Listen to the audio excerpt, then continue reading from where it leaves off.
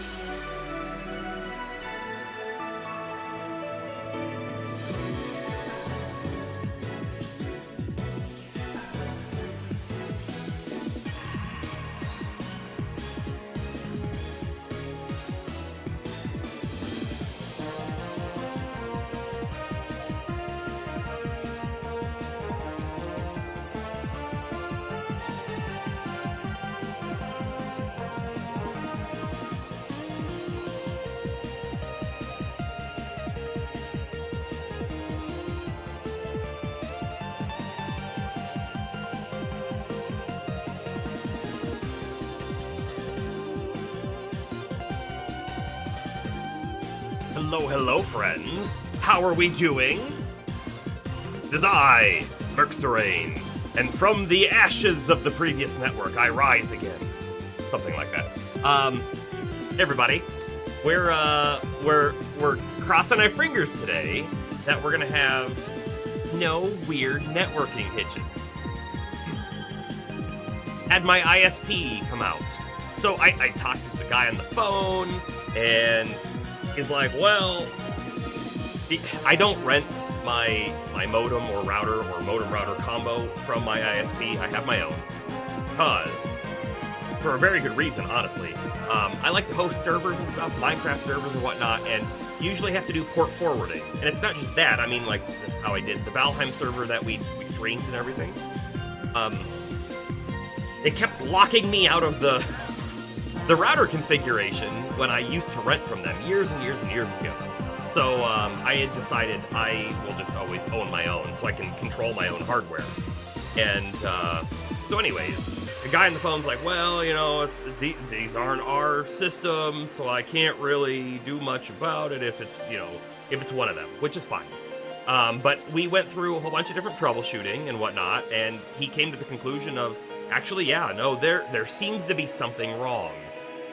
He's like, there's a chance it's your hardware, but from the different things that we did, and he was able to see my modem and the configuration of my modem and the firmware that it presents and stuff, right? He was able to see that because you do have to connect the modem to the ISP when you join the network, right? And so they do get some visibility into it. He's like, yeah, no, everything looks fine on your modem. So anyways, they sent a guy out. Yeah, the Network Phoenix, yeah. And when they sent the guy out, he came in and he's like, well, let me see where your modem's at first. And by the way, I've had people come out before, right? So, you know, we had a really good year last year. I think about after April, everything was peachy, right? But before that, I've had a guy replace the drop, which is the line from the pole to my house, because we were having trouble. And then one of the guys saw that, oh yeah, no, I can see a squirrel has been chewing on your line. This is previous, not current. And so he was like, yeah, so what that means is liquid water is getting in the cable and it's causing issue. That's why sometimes it's fine and some days it's not. It's usually when it rains or when it was snowy and then it melts.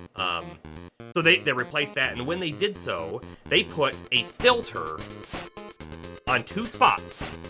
They put a filter on the drop, so the drop comes down to the house, a filter on the connection there, and then that connection runs inside the house. And then that connection goes directly to my modem, and they put another filter on there that goes into the modem. This is when they did the drop. So those two filters were on for a reason, right? When you talk about network over coax cable, it is frequencies, right? It's not bit rate or anything like that. It's frequencies because it's a radio signal that gets sent over the line. So they could tell that my incoming frequency was high. So they put a filter on there to bring it down so that it's good. Because if it's high, it means it's got a lot of static and extra noise in the network. But then they could also tell that my outgoing frequency was a little low. So they put another filter on to boost that up. So they had one filter to bring the incoming down and another filter to bring the outgoing up. And then we were good for quite a long time. So when that guy came out this time, he came back to my modem and immediately goes, "Oh, that's probably your problem right there." And he pointed right at the filter. And the filter was the thing about this big that the coax plugged into that plugs into the modem. He's like, "I bet this is your problem." He pulls it off, and then he does a test, and he's like, "Well, I'm seeing some noise." And we go outside to where the drop is. He's like, there's... Actually, we went down to the basement first and looked where the line comes in. And then we went outside, and he's like, "Oh, there's another one there?" And he removes that off. And so now he's testing everything. And he's like, "Well, I can see, though, that your frequency of incoming and outgoing is a little high and a little low, right? Exactly the same thing from before." But he told me that they've actually been working on a whole lot of network upgrades in my area, right? So my overall node is being upgraded, as well as I don't know what he called it. There was another word for, I think, a grouping of nodes, right? They're working. This has me so excited. Not that I'm going to see it anytime soon, but they're working on symmetrical speeds, which means today I pay for an elevated plan so that I can stream well. My elevated plan gets me 20 megabits per second up, right? And I use 12, streaming 6 to Twitch and 6 to YouTube right now. So this elevated plan was the only one that would allow me to stream to both networks at the same time. But it has 600 download, and I wasn't getting my 600 download either, right? And so anyways, when symmetrical speeds come, if I keep the same exact plan, I will get 600 down and 600 up. It's still over coax, it's still not a fiber connection, but it's a greatly improved upload speed, and that has me so excited, right? Because the things that the stream could do because of that would be amazing, I feel it. Okay, so when will I see that? Said probably not for a year, if not a little more. So because they have a lot of hardware that they have to replace. Basically every pole, there's something on there that they got to change, right? And then every network servicing station has got to swap out hardware as well. And so it's going to be a little bit. And he told me that, because I asked him, is fiber a thing that's going to show up at any time? He said, eventually, yes. He's like, I wish that we had just committed to putting fiber out instead of doing this upgrade. But they don't have any of the infrastructure for, where I live to have fiber, right? They have all the coax cable already laid and everything out there, because it's what's been used for a long time. So they, the company made the decision that it will be cheaper in the short run to upgrade everyone's network, which is a pretty big upgrade. And then he said that he does think that they will eventually do fiber replacement, but that could be 5 or 10 years out. So I don't know. There are a few competing fiber-only network ISPs in my area. When I say area, I mean kind of broader area. So there's a chance that maybe one of them will show up at some point before my current ISP gets there, but we'll see. So anyways, he did have to put a fancy new splitter thing on. Hold up. Let me backtrack. All the way back to those filters. The reason why the filters are the problem is because they're old. Not because they're old and they went bad. It's because they're old, and with all the upgrades to the network that they've been making so far, there's a much larger range of frequencies that are being transmitted over the lines. And let's say this is the amount of frequency that there is. My filters were only able to see that much because they were old and they had no way of knowing or having any concept of the rest of the range that's now being sent. So likely on days where we streamed and everything was fine, for whatever reason, all the frequency that we needed and tried to use over the network was in that little range that was good. And any day that it was bad, and it was bad for a while, it's because we were trying, like, we needed to be able to use this over here, and we just didn't have access to it. So, like, we just couldn't transmit over the network. So, with those filters removed, and a new signal stabilizer put on, that is able to view the whole range of frequencies, we should be good. I'm really hoping, right? At this very moment, we've been live for 14 minutes, and I have a very solid upload on both Twitch and YouTube, 0 drop frames. Granted, we would have that for an hour or more anyway, so we'll see throughout the night if we're good. Bomber, you got a wireless home internet a year or so ago, and you've been loving it, but it's only good if you live near the cell tower. Yeah. What kind of speeds do you get off of that? You did not dance at all before stream, but you might be dancing after stream. I don't know. Alrighty. That's enough talk about the network. Let's hope that that is entirely the fix. I don't know if we can jinx it or not jinx it, but there we are. So, we're playing Xenoblade Chronicles X again today. I stopped the last stream. We were just about to get our Skell. Just about. We're gonna take like 5 steps forward and get the cutscene where we get our Skell. At least get our Skell. No, yeah. We just got our Skell license at the end of the last stream. And now Vandom gifted us a free Skell, which is unheard of, everyone says, and we're about to go receive it. So I'm excited. Hope you're excited. All right, let's go ahead and jump into the game. We are. I am kicked off the network, so we're gonna quickly rejoin. Connect to server. Private squad. Confirm. I'll type the code in chat. Private squad code H15B7N. We are. Okay. I remember to turn audio on. We're good. We're good. We're good to walk forward a few steps. I don't know if I have to talk to someone. Exactly. It was just a few steps. That's it.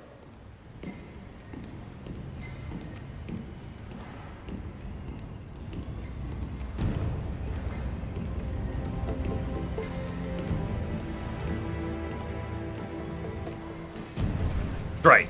We do the cool walk to the robot that we're about to pilot.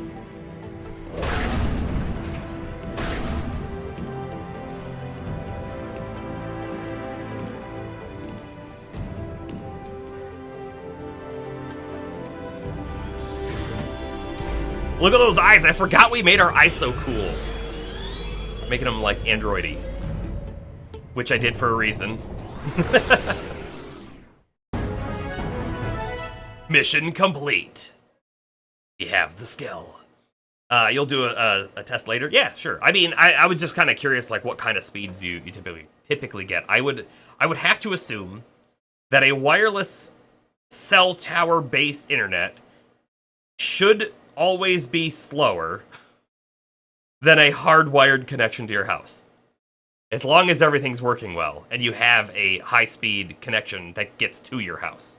Right? Because going over the air just should be slower. But, that being said, I know that even satellite internet should be slow, and with the upgrades and technology that we've increased, I know people use, like, Starlink, for example, and have pretty decent internet. So, alrighty. Let's go ahead and hit the A button. Dark Signer? Signer. Carly, how you doing? Congrats on the mech! Oh, and 200 bits! X200, congrats on the mech. I thank you. Let's see. Skells are powerful armored vehicles developed by humanity. Press ZL to board or disembark. You can also press the left stick down to toggle between walker and vehicle modes. You just killed 10 Millisars. Those are big guys. Piloting 1 expands your options for exploring Mira, not to mention for battle. However, Skells aren't able to target certain enemies' appendages, but go on foot if you need to destroy those. Oh, okay, so we can't destroy appendages. Also, bear in mind that your arts selection while in a Skell depends on the weapons it has equipped, so changing your weapon loadout will also change the arts that you have access to. If you ever stray too far from your Skell, remember, you can go to main menu party, return to Skell to immediately return to its cockpit. That feels like a cop-out. You can obtain new Skells by buying them from the shop terminal or by creating them. Check the Skells you own from the customization center. When you're piloting a Skell in combat and a large enemy becomes staggered, you can approach them and press ZL and ZR to bind them.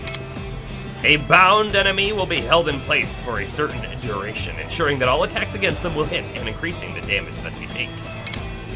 Additionally, while binding an enemy, purple circles will appear one after another. Press B at the correct time to extend the effect's duration and quickly regenerate fuel. Tutorial after tutorial. Just like when you're on foot, you can spend 3,000 GP while piloting a Skell to activate Overdrive.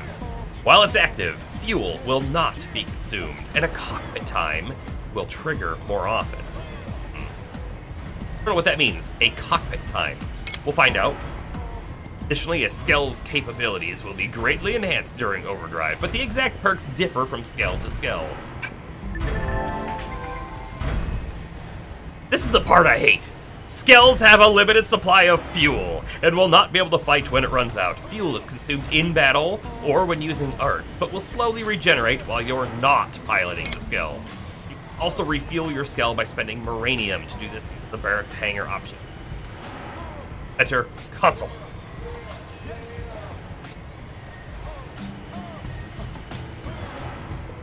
Yeah, and that and bomber, right? The when I say it should be slower, that's always not.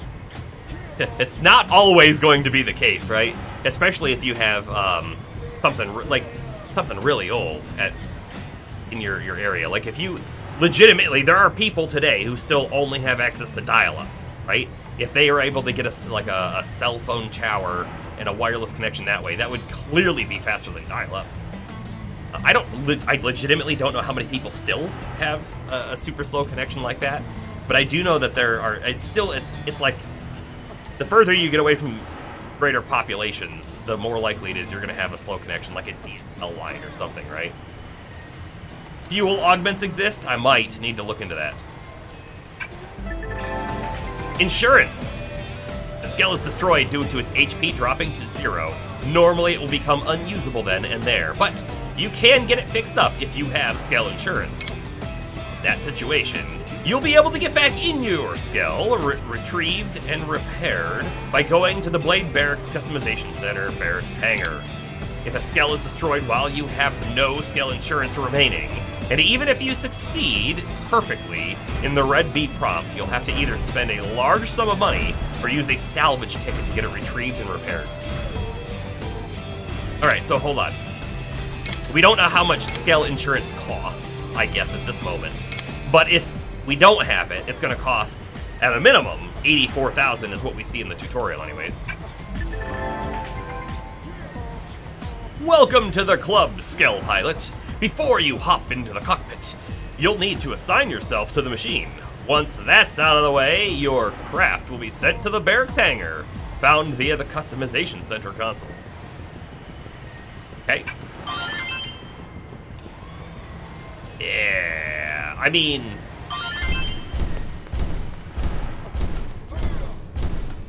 We're probably already assigned to it. Our people look like ants! Also, we're gonna like step on them accidentally. Because they're so tiny. This is the RP walk. Bam, bam, bam. Scale insurance is free. Well, then why would we never have it? Alright, so. Where do we sit? Probably right in the center of the body, right? So, left trigger to get out? Yeah, we sit right there in the center. L defense increased. Ooh, look at that. All right, let's go ahead and try out the vehicle mode. Whoop, vehicles popping. It does not turn very quickly. I'm glad that trees don't have hitboxes.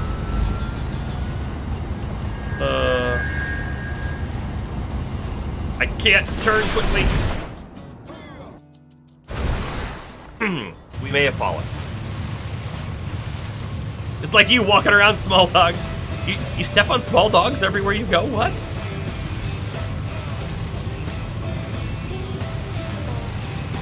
Astro, your mom's functionality in the middle of nowhere, and functionally in the middle of nowhere, doesn't have any network available except mobile satellite. Yeah, and that's definitely a thing too, right? And that's where like Starlink comes in as like a really nice option for me.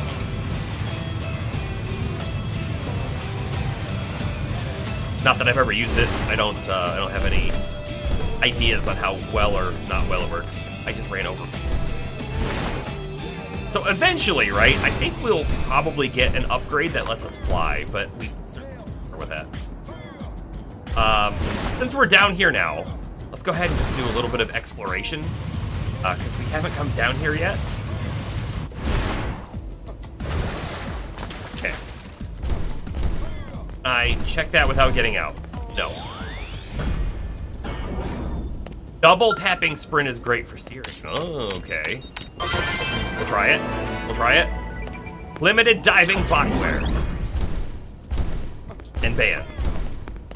Mining probe even. I like it. Alright. Oh, okay. So I am still going fast.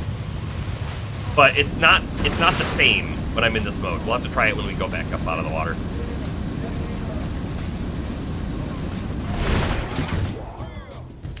So Carly, did you play this back in the day, or is this your first go at it, is playing it on the Switch? I did play this when it came out. I did not beat it. I did put a decent amount of time into it.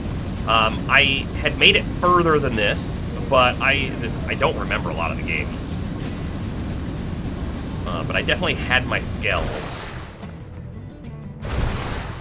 Alright, what do we got back here? Ah! Okay. I remember this, too, by the way. I was kind of looking for it. This, can I even access it? We might need to do a quest for it. This will let you change your character's appearance. I don't know if it's supposed to be black market or something, that's why it's hidden all the way down here. But I do recall finding that a long time ago. Alright, let's get out of here. Whole bunch of different pipes we can use to follow.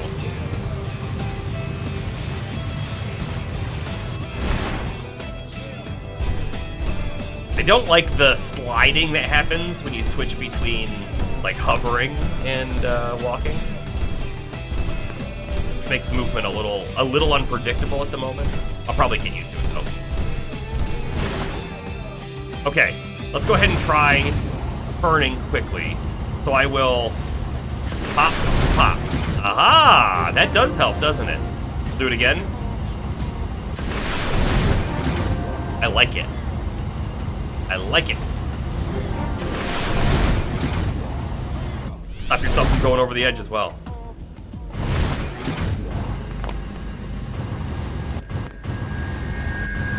All right. We have plenty of things we could do at the moment. There's so many side missions. There's also... Let me just turn around. There's also more main mission. Can I use the elevator with my Skell? Oh, calling elevator. This isn't even the elevator. We're not in it.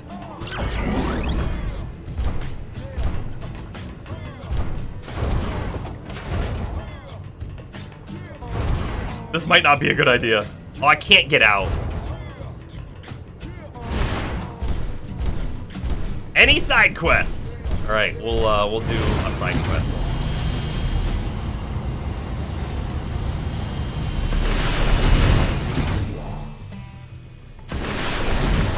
Going up the wall.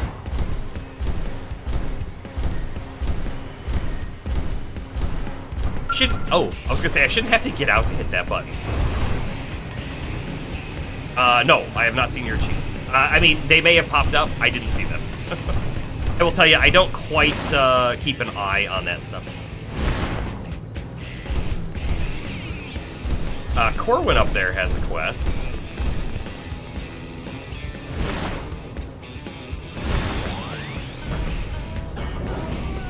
It's been a long time since that redeemable's been used.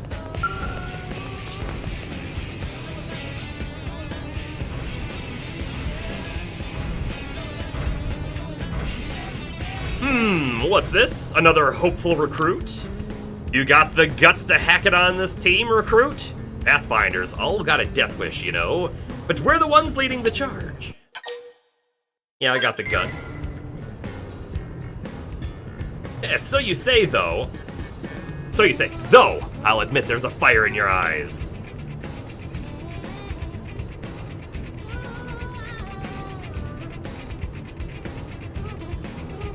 Wait a sec, you're Serlin, right? From Elma's team?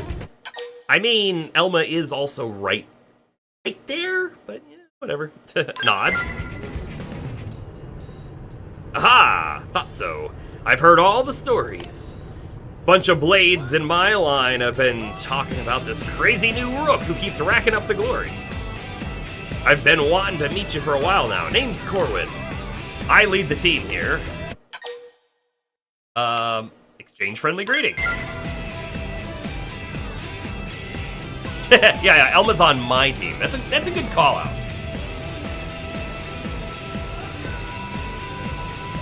Hey, look who's got manners. I like it. You and me are gonna get along just fine. As long as we're not competing for a gig, that is. Happens in our line from time to time. Suppose you could say it's colleagues first, friends second, got it? By the way, we are in the Pathfinder, team as well. That's the division we chose. Yo, boss, who's the noob? Take it you've heard the name Serlin before? Sure, that's Elma's new... Wait, this is Serlin? Sure is, and I'm hoping she might actually give you a couple of tips on how to get things done. Come on, boss. Besides, how do we know it ain't all just talk? You actually seen her in action yet? I mean, it's Elma we're talking about here. Any idiot with half a brain could ride her coattails of glory. No offense, dude. Yeah. Whatever.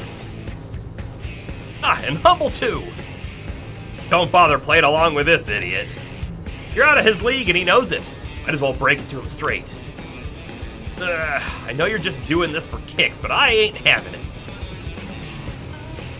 Let's say we have a little test to see just how tough you really are, noob.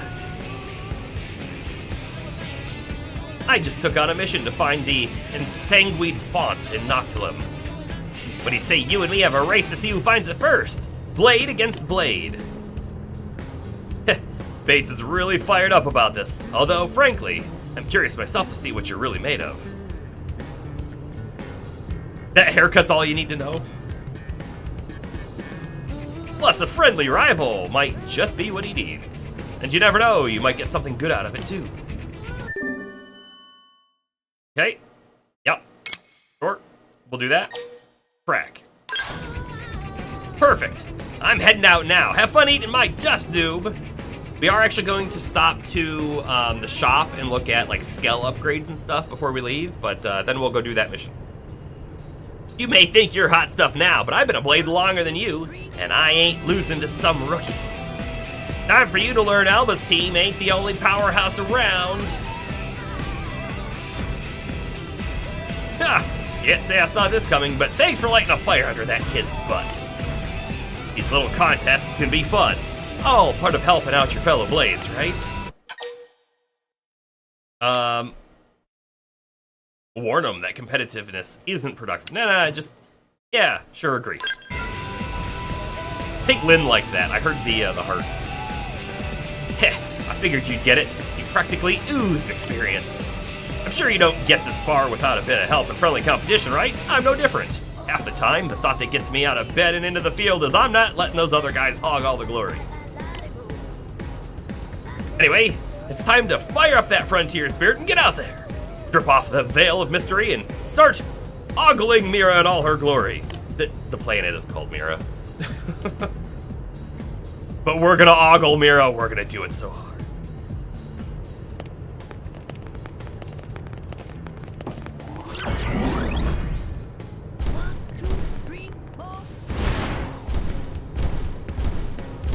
Right, so we may have the ability now to purchase new Skells too, right? So we'll have to check all of that out. Can I use these terminals?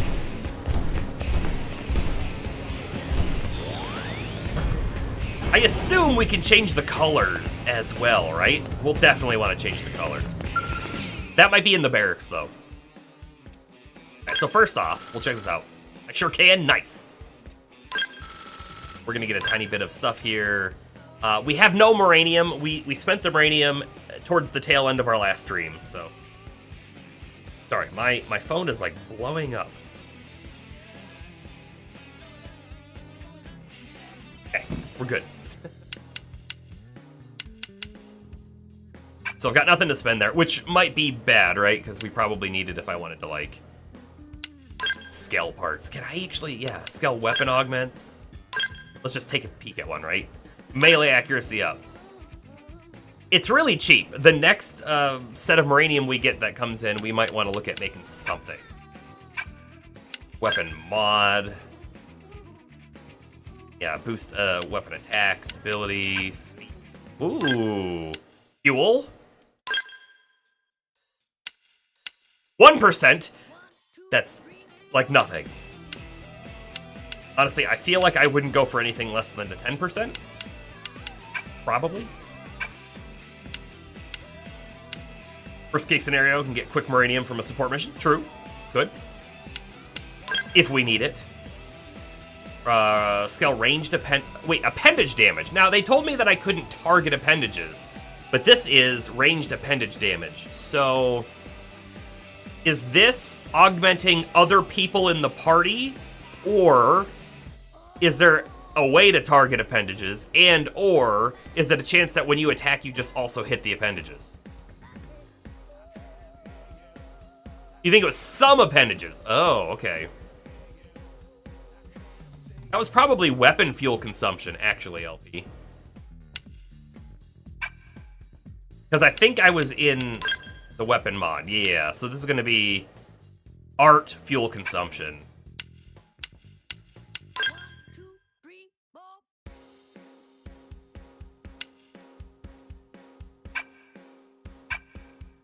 I mean, there's armor augments and there's also frame there's a lot of stuff in here. There's a lot of stuff in here.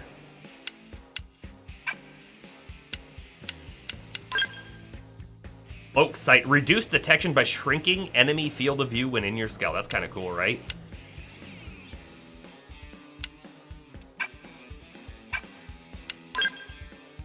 Fuel augment. So here's the base fuel augment. So we've got fuel max, we've got fuel cost, fuel arc. Oh, this is how much you recover. Fuel bind and fuel overdrive.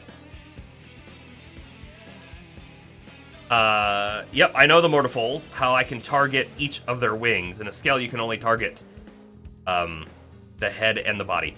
I thought we could only target the head on the Mortifol even outside of the Skell. Could be wrong. Thought that was the case.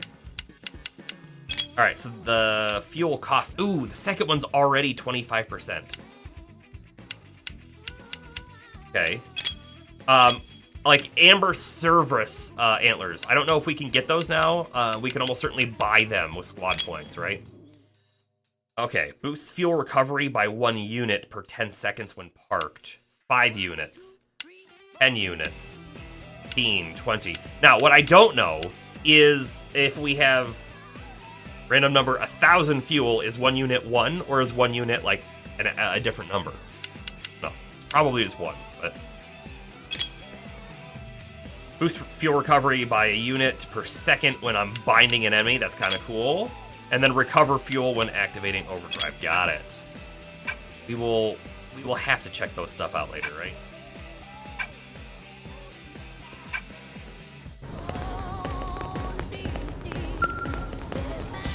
What do we got over here?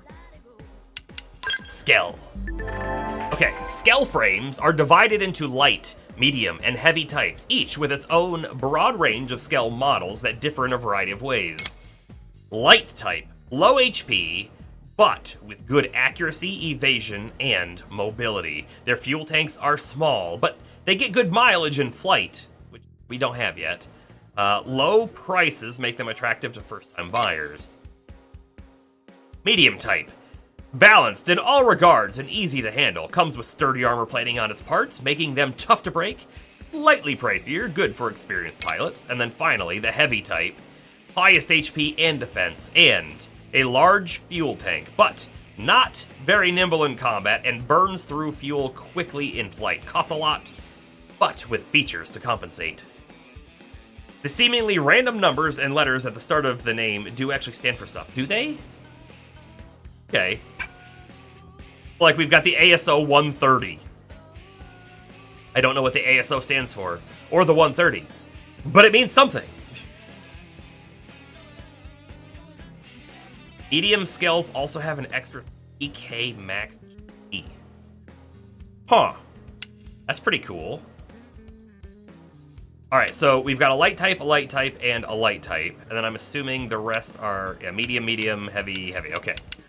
They are expensive, but we've got 2.2 million. Look up there. Look up there. 2.2 million way up there. We have plenty of money.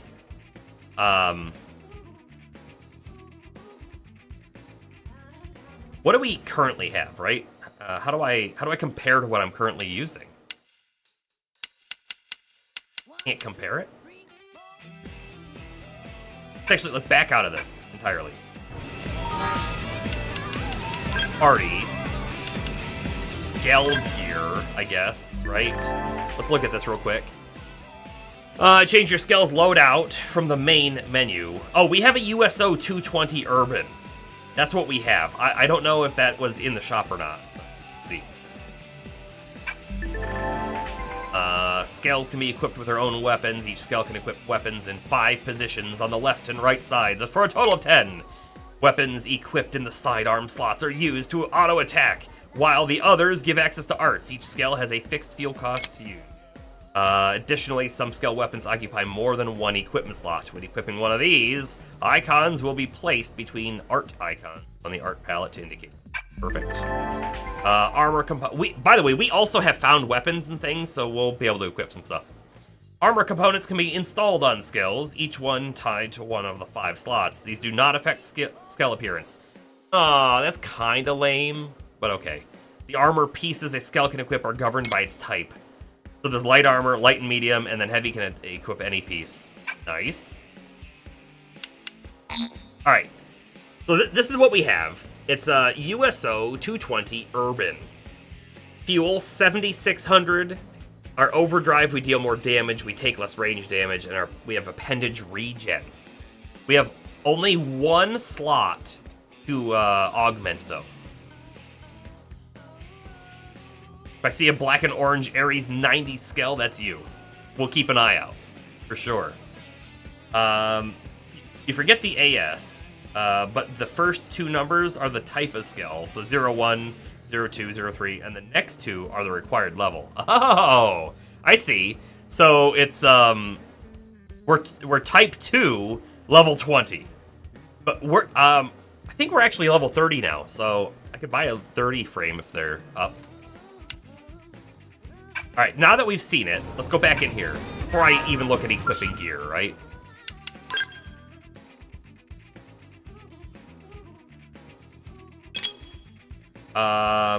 Okay, so none of my party members can have Skells yet. But I'm pretty sure we can eventually get them all a Skell. That sounds right to me. We're just not there yet. Okay, so we do have level 30 stuff. All of this is level 30 stuff, and if I'm not mistaken... Oh, you know what? The rest of my teammates are level 29. So, of course, they can't use any of this. And it doesn't tell me what level I am. Hold on, can I see it from here? I'm level 31. So, we're probably good to buy a new Skell. This has increased fuel. This has a lot more fuel. In fact, this is the next upgrade. Because we're currently using the 220. This is the 230 of the Urban ST variety.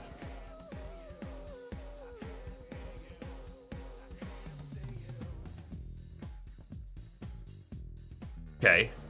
I feel like I want to stick with a light type. Is that wrong of me to feel that way? Accuracy and evasion up, critical chance up, cooldown boost. Deal more damage, take less range damage, and appendage regen. Or melee weapon attack up.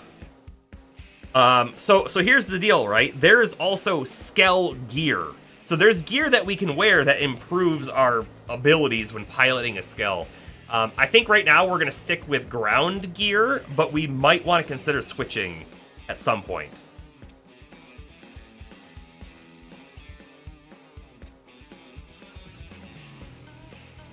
Jonathan Swift, welcome. I can't level up a Skell. I either equip it with stronger weapons or just buy a high level one. Light type has less health, but it does have higher amounts of augments on it, right? I guess these guys have 3 and the rest of them only have 2. I could go medium. I could see myself also taking a medium one. Timed regen, appendage regen, take less damage. Again, these are only during overdrive and debuff immunity. And this guy has appendage regen, ranged weapon attack up, and 2x damage reflect on thermal. It's also cool looking. I mean, they're all cool looking, right? That they are legitimately all pretty cool looking. It is slightly unfortunate that the armor that you equip doesn't actually change its look, but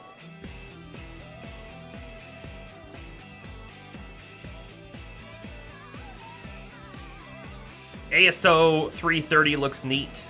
The one we're looking at, it does. It looks like it. I feel like it has rabbit ears. In the Japanese text, they're called dolls. The Skells are. Doll is kind of a cool name, but to be honest, I think I like Skell better. All right, so let's look at some stats here, right? So if I look at melee attack, 62, 101, 70. Ranged attack on this guy is through the roof. This guy is kind of like balanced, it looks like. Max HP is highest on this one. But if we come down, so we go from like 8,000, or basically 9,000-ish HP, we go up to 10 or 11. We can't get as high attack, but that being said, it's not terrible, right? Ranged accuracy is really high on the Layla, but the melee accuracy is really high on the Inferno. And then if we take a look at the bottom two, XHP is highest on this guy, but it's not like crazy high. And the stats for attacking and stuff are a little lower. I mean, other than the base melee attack here. Okay, before we buy one, let's look at the gear that we currently have. I am picking out a Skell frame. How you doing, totally serious? But we already have a little bit of gear. We just got our Skell. We haven't even used it in battle yet. But I do have some extra weapons that we've picked up off of enemies. So let's find out. Do we have a really good sword? Or do we have a really good gun? Because if we have a really good ranged weapon, let's buy a ranged frame. If we have a really good melee weapon, let's buy the melee frame. We do have an intergalactic class heat edge. That's probably pretty good.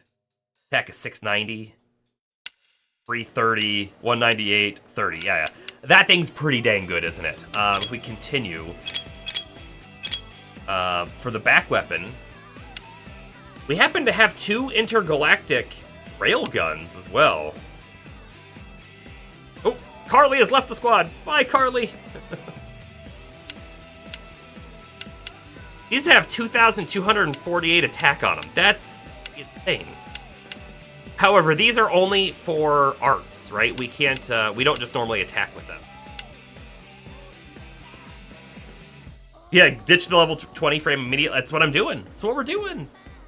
Let's see. So we see the same things on the other backside, which makes sense, except this guy is new. It's a special sword with attack 6,000 on it. Nuts. Shoulder weapon. Basic. Right shoulder only. Why is it grayed out? 1, 2, 3, 4. I don't understand why it's grayed out. Okay. We don't have anything for the arm weapons yet either. We have spare weapons. We've got a beam saber and a katar. Hater. Cool. Alright. So I'm feeling like we have a really good sidearm, and sidearm is going to be the auto attack, but it doesn't come with an art. But when we look at these guys have arts attached to them. Right, my Skell's level 20. We're going to upgrade. I'm looking at my Skell right now just to see what weapons we already have, because that's how we're going to determine which one we buy. Is there a hammer? I don't know. The required. I can't use this because of the required level. I see. So it says it's level 30, and here I'm thinking I'm level 30. I should be able to use it, but it's the Skell level that matters for this. I got it. Thank you guys. Got it. All right.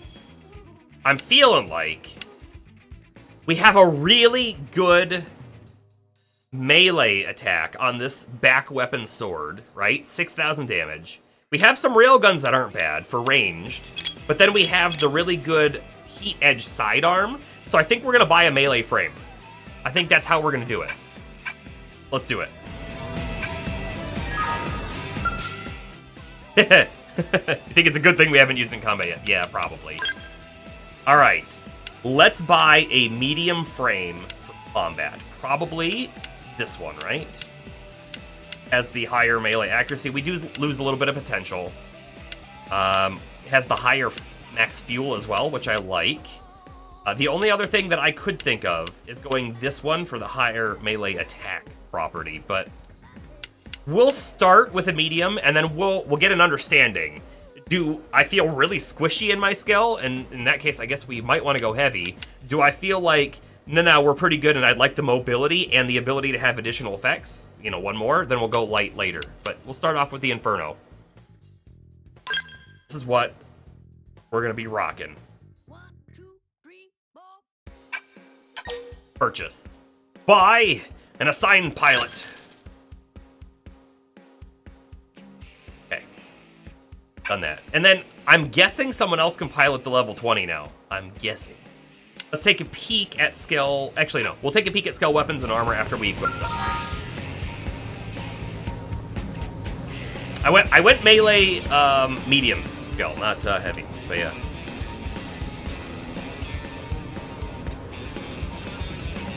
The level 20 severely limited.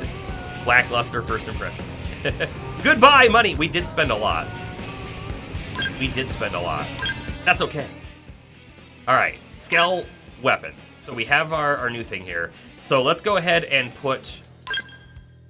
First off, we have a sword, we have a shotgun, but we're going to switch the heat edge. And then we're gonna swap the other thing. Let's see, do we want the sword or do we want a ranged weapon? I'm feeling like a sword.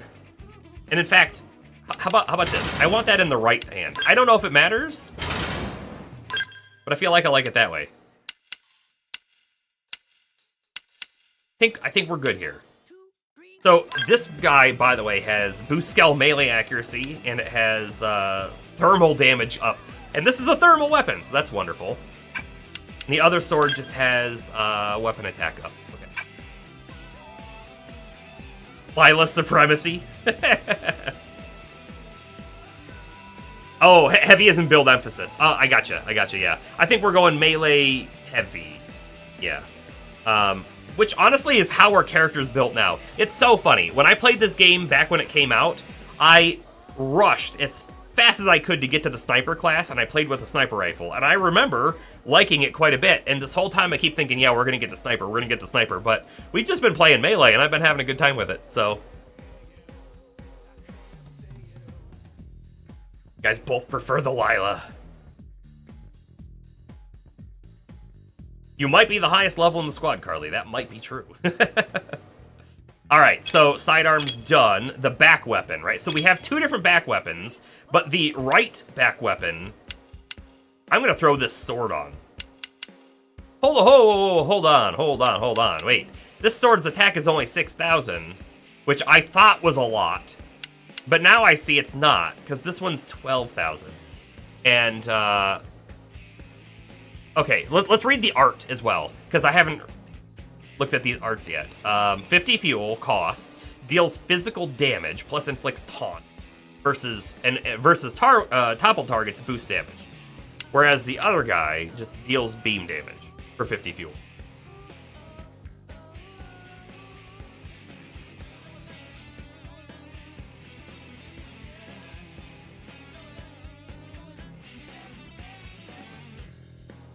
Buster is single target and BB Sword is frontal AoE. You know what? I didn't even think to look at that. So effect range enemies ahead, right? Effect range single target. So theoretically then, if there are 3 enemies in front of me, we're gonna do more damage with this. Theoretically. Now,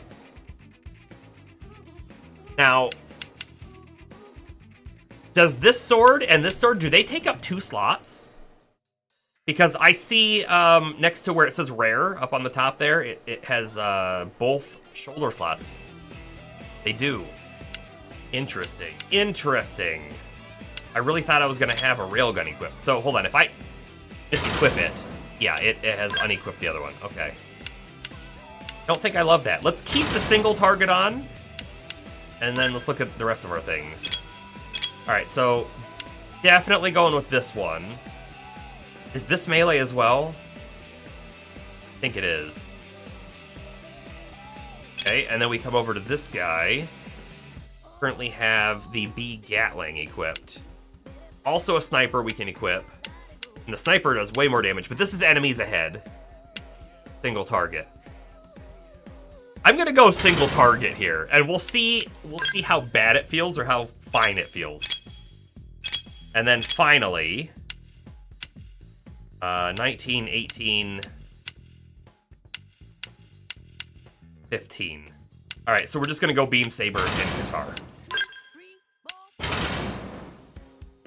So let's look at our arts palette. Broken Gatling. 1 plus about the Inferno. Gatling is cracked. So when you say that, you're meaning which thing? Sorry. This guy. Oh, right.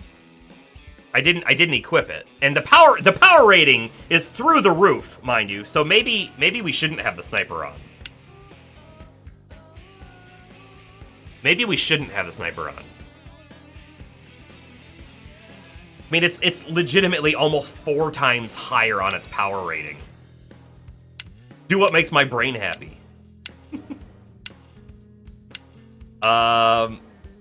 We have a whole lot of things. Let's go with the Gatling and we'll try it out. I did not mean to do that. I meant to do that. The Buster may be a big funny number, but if you miss, you're screwed. Oh, the attack stat isn't everything. That's true. Your character's got dark green hair. My hair is also black and green. You got angel wings. Okay, so we have the Qatar has a 30 fuel cost, ether damage, plus versus bound targets absorb fuel. The moment, we are the only character who can bind. I don't think we can bind and attack at the same time, if I had to guess. So that extra won't come into play just yet. Deals beam damage, and it's enemies ahead. Everything else is going to be a single target. So our Buster, this inflicts taunt, and if they're toppled, we boost damage. We have the Heat Thorn, or the Heat Horn? Is it a thorn, or is it a musical instrument? Deals thermal damage and inflicts stagger with crit up 4. And finally, the Beam Saber deals beam damage versus mechanoids, boost damage. Okay, we'll keep all of that in mind as best we can. Oh, forgot to look at armor.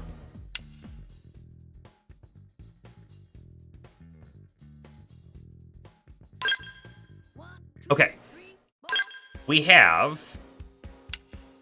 Oh, you know what? Is this the headpiece that's on the other Skell already that came? Because it's a level 20 piece. Probably, if I had to guess. We're probably wearing the best of everything we got already. Yeah, that's fine. I don't think I'm going to buy new armor just yet. I mean, maybe we should, but I'm not going.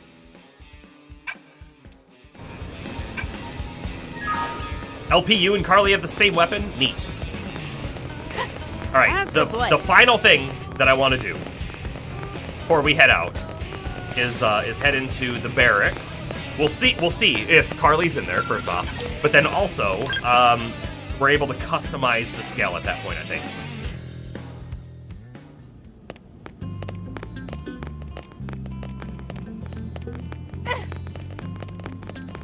All right, so neither one of these is your character.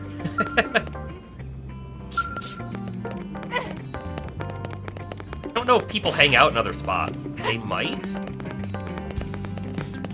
Also, our Skell is there. The one that we have equipped. We can equip our level 20, and we'll just leave it at that on, like, Elma or something temporarily. Or maybe it's not even worth it, because if it breaks, we're going to have to pay. I don't love the thought of that. Okay. Barracks hangar. Register pilots, right, to different Skells, outfit, refuel your Skells, change machine paint jobs. That's what we're here for the most part.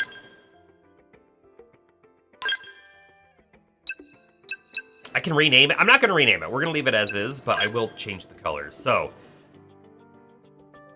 let's see. I feel like Section 1... Black. Not full black, a little lighter. Good. Change finish gloss? Oh, check that out. That changes the way it looks dramatically, although I think it looks better this way. Okay, Section 1. So Section 2, be back out so we can see it blinking. Got it. Section 3. Section 3, we're going green.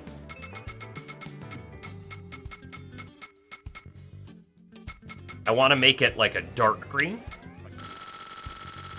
That all the way up. That's pretty good looking. That's a good spot. This is at 75. 106. There we go. Right about there at that 90 level. Okay. Section 4 is... Section 4 has also got to go green. In fact, let's try to make it the same exact color.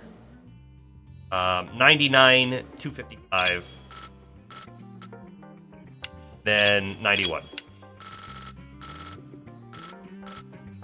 Probably a way to copy.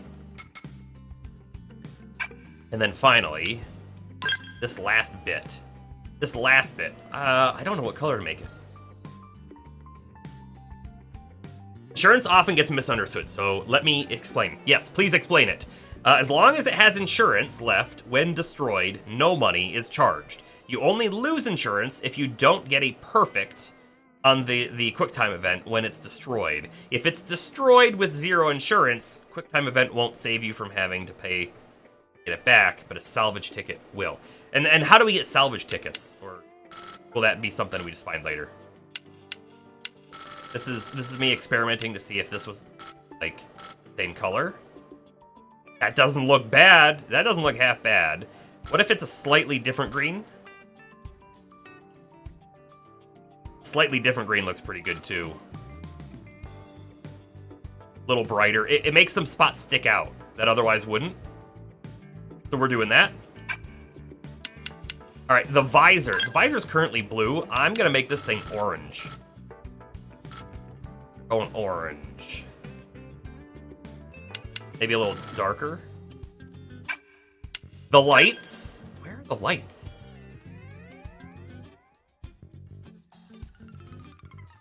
Hold on.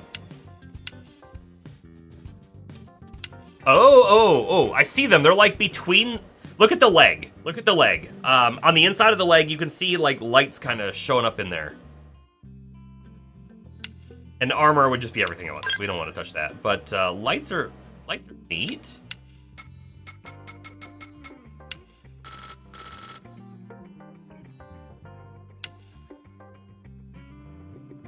I mean, do we like the green? Should I go orange?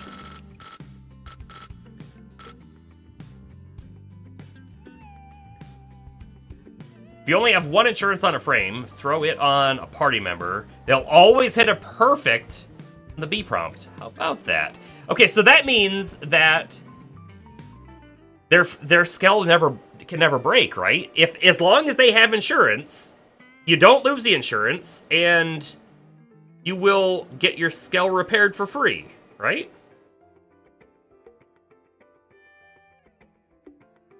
So there's no downside then to having another party member have a Skell, right? Is that what that means? I feel like that's what that means.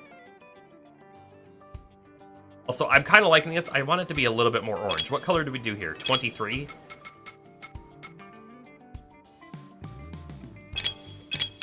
$94. I like that. I like that a lot. I feel like it sticks out too. Perfect. Save? Temporarily save? Temporary thing? Sure. I'll still hit the temporary thing. Why not? And then if we change the finish gloss again. Legitimately, this finish feels like it doesn't have the proper lighting effects on it.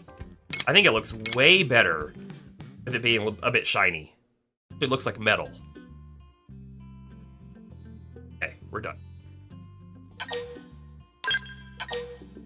Fly and return. The downside, though, is that Skells are expensive and the party members are not the best at using them. Okay, you know, here's the thing. I do recall, by the way, when I was playing years ago, that I would go out in the world and I would fight some easier things in my Skell, but then when I wanted to fight something like for real, I'd jump out and use my sniper rifle. And I don't know if that was because my Skell just wasn't geared well at the time, or I was just way stronger outside of it. I don't know. But we'll definitely find out here.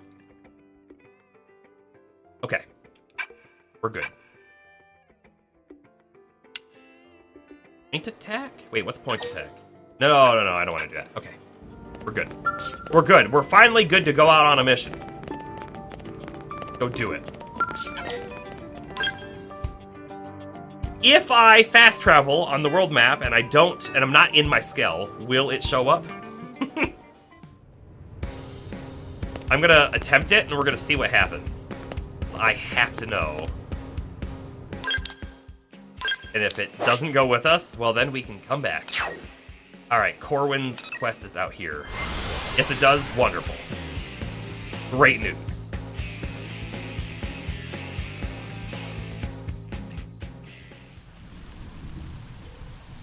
Okay, I don't know what our quest is. I forgot already. Thanks, Jonathan. Our quest is to reach the ensanguined font. Okay. I mean, we've been there before already. Is it through the cave? Might be through the cave. I like how the collectibles are bigger. See this? But there's a cave right there, and that might be where we're supposed to go. Those guys probably still kick our butt. So going through with the Skell is not the best option, I don't think. We also have the opportunity to go around, right? There's another way through there. But I don't recall exactly where it is, and I don't see a quick teleport. You get Avatar vibes? The Brony Gamer. Welcome, welcome. Got a big trunk. Bomber. Don't be looking at my trunk. Alright, let's fight something.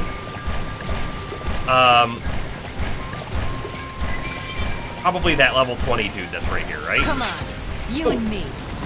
This thing actually wants to fight? Sure, let's do it. We have to take them Alright, on. so I want to Start see with what melee. the auto attack does. Right? Now it's my turn. I mean, it's not bad. Oh, I can bind it Move in now. and strike. Side Eat. flash.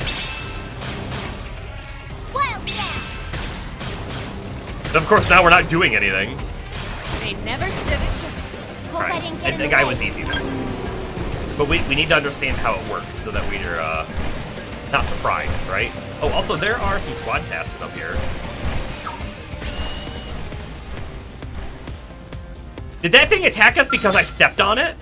Punch first. That's awesome. Okay, we're going to use Now it's Breaker my Blade. turn. It's only level 13. Yes, I'd be shocked if we didn't kill it. Speaking of Avatar, did I hear about the new season? Avatar: The Last Airbender? New season? Is it a new season of Korra? I didn't hear about it. No, Astro, please tell. Yeah, I know that I can zoom. I like this angle. I like being close to the character. I kind of hate that the other characters look so tiny at the moment. And by the way, I see that I am able to target the head, right? I can see that. Beam Claw. Furious flash. Shadow Alright, strike. we can see my fuel level, by the way, on the right. We can also see that my fuel is going down, although now it's not. Another done Fine. dust work day? Sounds like fun to me. It's okay to enjoy it. Just don't lose sight of the goal.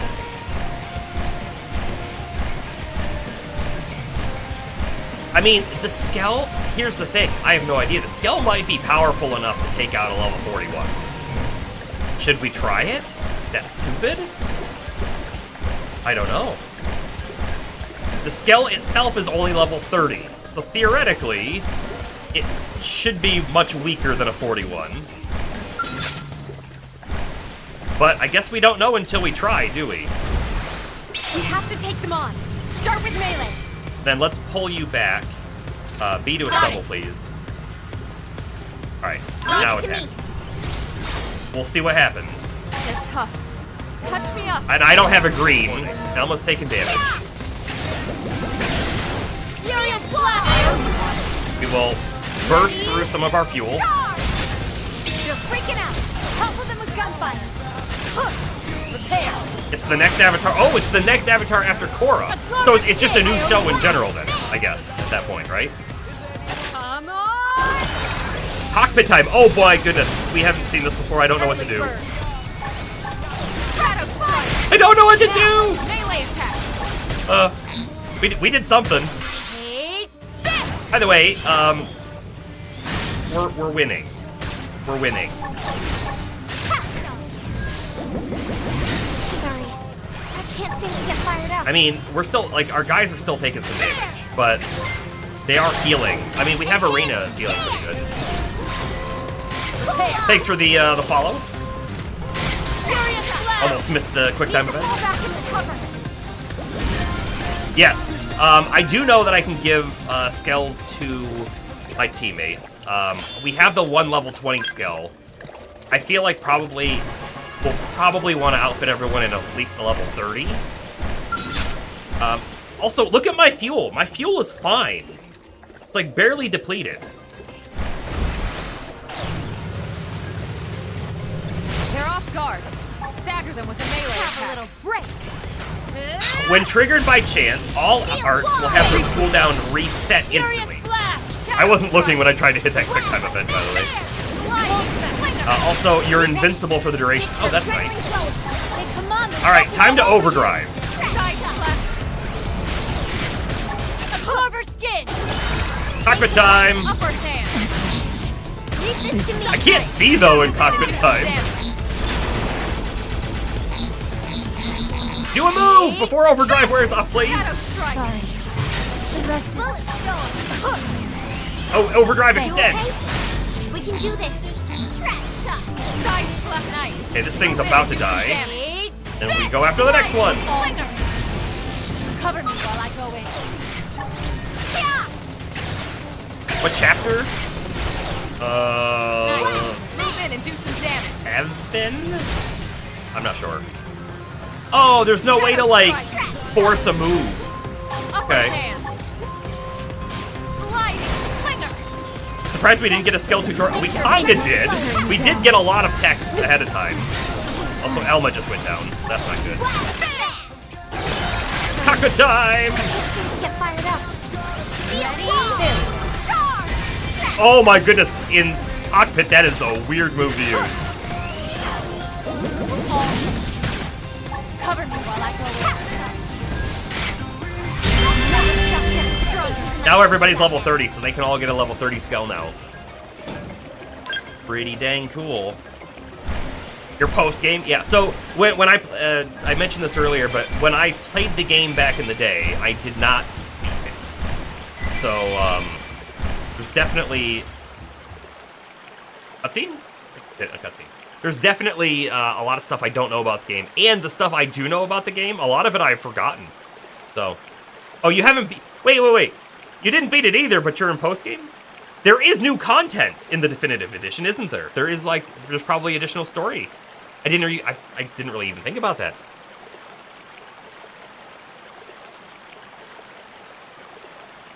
And you also didn't beat it on the Wii U.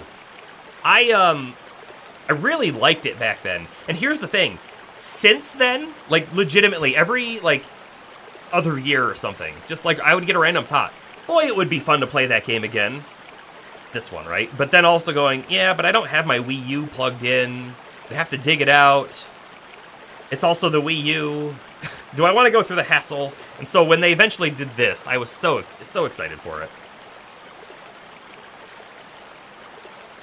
Oh, okay, I see what you're saying. You didn't beat it in the Wii U, but you have beat it in the definitive edition.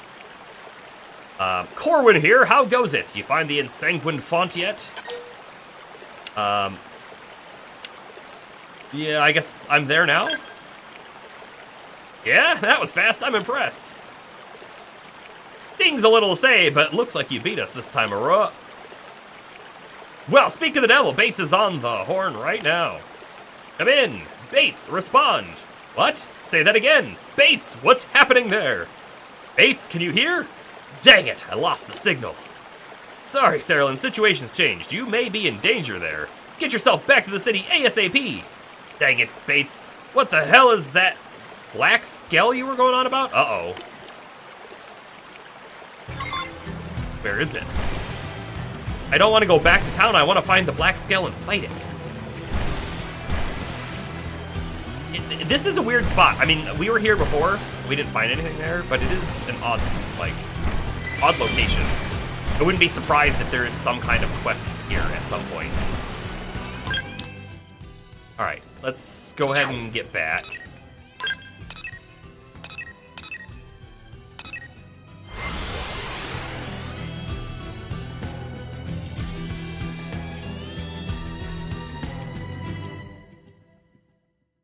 James, welcome! Speaking of signals. stream has been great so far. For everyone who's new today, welcome in again. We were having some network issues earlier in the year, legitimately through now. It was all to do. I mean, for the stream, it was all to do with my upload speed. But I just had a technician come out, and they were making changes in my area, and he was able to replace some bits of the pieces that connect from the pole to my house, and it has so far apparently resolved everything. So we're back to like 100% again. It's nice. We're not gonna have to cut a stream short or anything anymore, as long as it is in fact fixed and I didn't just jinx everything.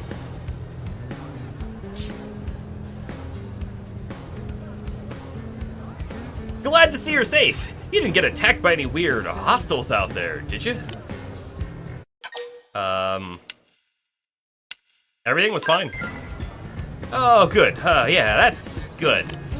Seems Bates ran across a strange mob of hooges led by a powerful black Skell. Last transmission we got from him, they totaled a Skell and sent him packing. We're headed out there to grab Bates now. I don't know who these punks are, but they messed with the wrong team.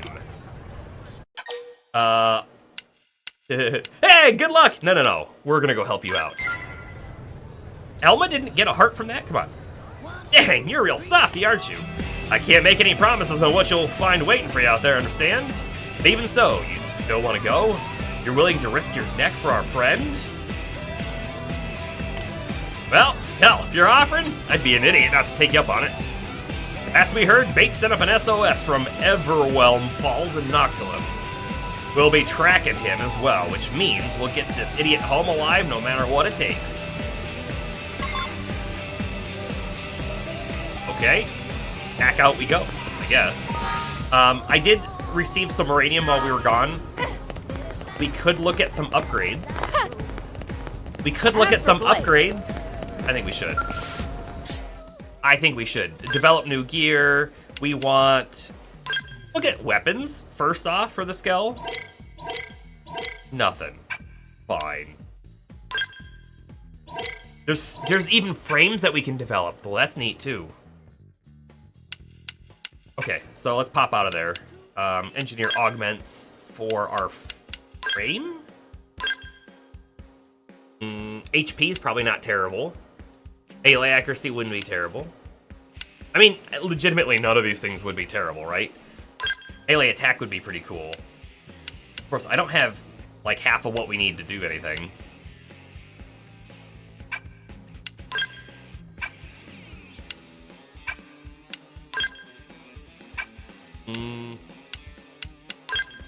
I'm sure I could probably buy it, though.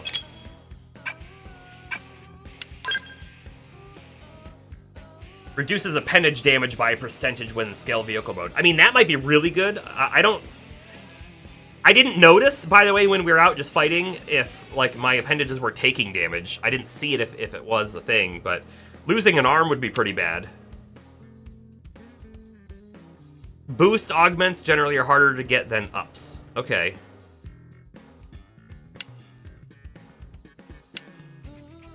So these are the boosts. And then the spec up. Attack augments. Let's see. Oh, position damage. Boost Skell's physical damage by a percentage.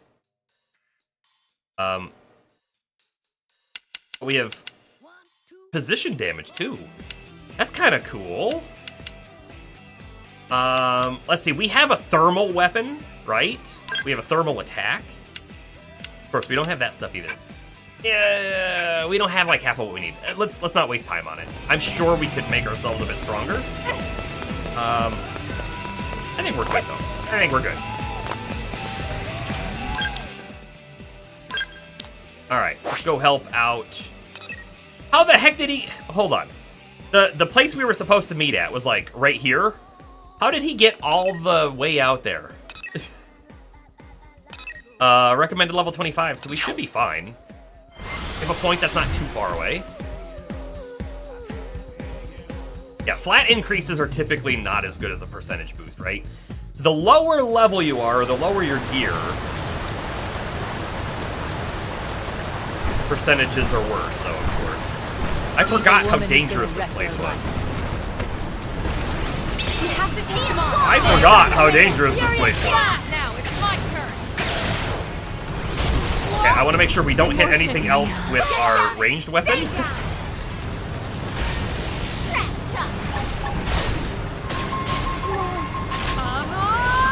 Elma, Irina, Lynn's almost dead.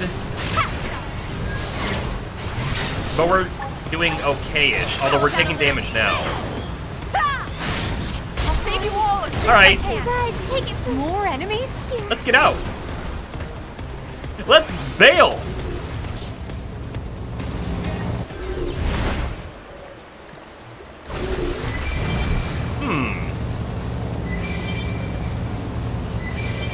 Well, I'm glad that that went well.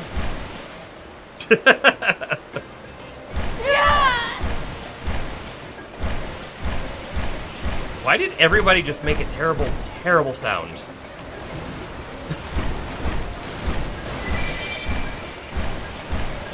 Also, where are they? Like, legitimately. Okay, now, there they are. We have to go for Shinhua while we're here, I think. We're gonna survive this. Only one of us is going down. Stab a little with a melee attack. Shadow Appreciate it. Now, Furious melee blast. attacks. Slide. Sling 'em. This. Repair. Suck nice. Move in and do some damage. Take this. Blast. Upper hand. I think I can use this move. Come So on. we're Clover skin. Slide nice. Move in and do some damage. Yeah, you know what? It not only is it Shadow strike. not a single target, but it's also hitting multiple times on a single target. Repair. Side slash. Furious blast. Cockpit time! Slide that. Move in and keep the rhythm going. Cockpit time is neat, but I don't Upper fully hand. Clover skin. I don't fully understand it just yet. I mean, I know what was said, right? It makes everything refresh all your arts, cooldowns, and everything, but it feels weird. And sometimes it feels like it lasts a long time, and sometimes it feels like it's over in a second. No, I know you explained it. It just something about it just still feels weird to me. Ah, that's what that sound was, Bomber? I mean, yeah, that makes sense. That makes sense, I guess. Let me see these real quick. Arts recover HP 5? Just recover HP when using an art? That's kind of cool. I don't think these are better than what we already use. This one could be a side grade, maybe, but Ward's definitely not better. Love how you can change the color of the barracks. Yeah, we did do that. I didn't change it dramatically. We did change it a little bit. All right, let's avoid all the level 40 dudes if we can. You had to unlock the customization back in the day? Huh. I remember being able to customize. I don't remember unlocking it, but that's not entirely surprising.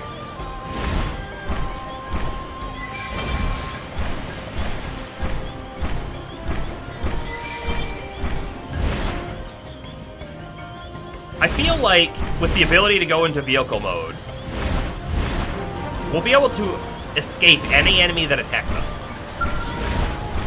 That might be really cocky. That's how it feels at the moment. We escape those guys no problem.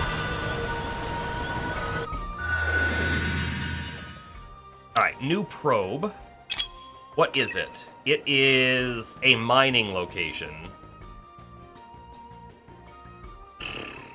Man, so this is not really a mining location. It's clearly a revenue spot, and that's why we have this research probe on it. But if we changed to a tier 6 miner, we used a tier 6 miner here as well, we'd have a pretty good link going, you know? Anyway, oh, we don't even have any more tier 6 miners, so I guess it doesn't matter too much. Let's go ahead and just throw on a tier 5 for now. Once we have all of these spots unlocked, we're almost certainly gonna have to, like, go through and kind of map out like how we can best utilize them all. But at the moment, I don't think that buys us a whole lot yet.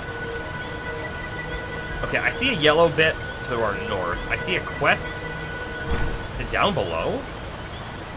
I don't know. And then our objective is cross this, like, is it a bridge? No, it's just a waterfall area. So we definitely don't want to jump down. Not yet, anyways. I mean, we can teleport back up. But.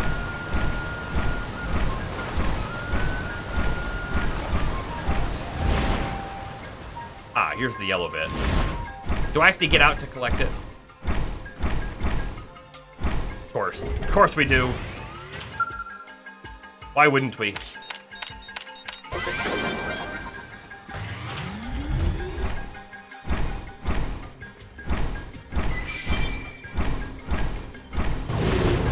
There's a quest on the way.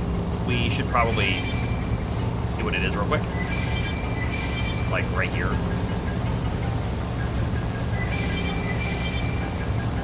Like legitimately, it's like right here, but I don't know what it is.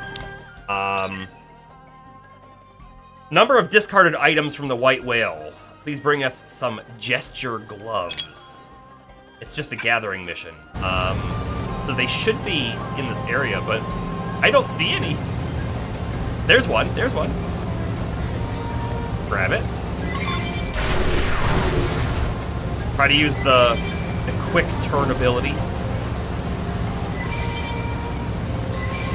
Ooh, what's there? Vehicle wreckage.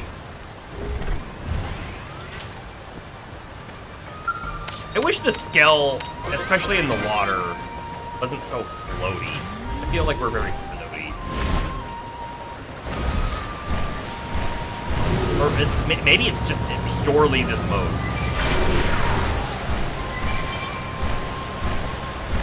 You know what we should do? Make sure there's no holes behind these waterfalls. There probably won't be, but there should be. There should be a cave behind every waterfall in every game ever. Mike, welcome. Definitely doesn't feel like a huge chunk of metal. Yeah, that's a good point. You would almost think that we should be like super heavy and have almost no maneuverability. And in fact, this mode kind of feels like it. Vehicle mode, on the other hand, is a little different. Oh. I wasn't expecting that. Let's fight that thing. Let's fight that thing. We have to take them on. Start with melee. Yeah, we have a burst mechanoids move as well. Oh, I'm gonna pop. Oh, I can't pop that move. They're freaking out. Bind it! Furious blast. We're up against a big target. Buff up now. 100 shells. Nice. Move in and do some damage. Oh, we didn't get to do that one again. Take this. Slice. Flicker. Kabam.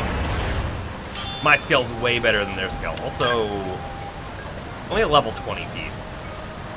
Okay. Take it. See a yellow bit too.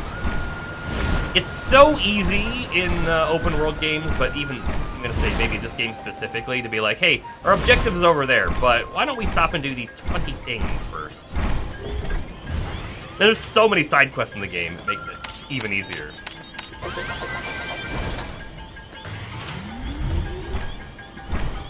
Stay away from the level 48 mortals.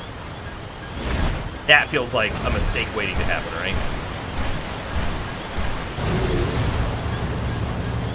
So I don't see the marker here anymore for gloves. Oh no, it is still here.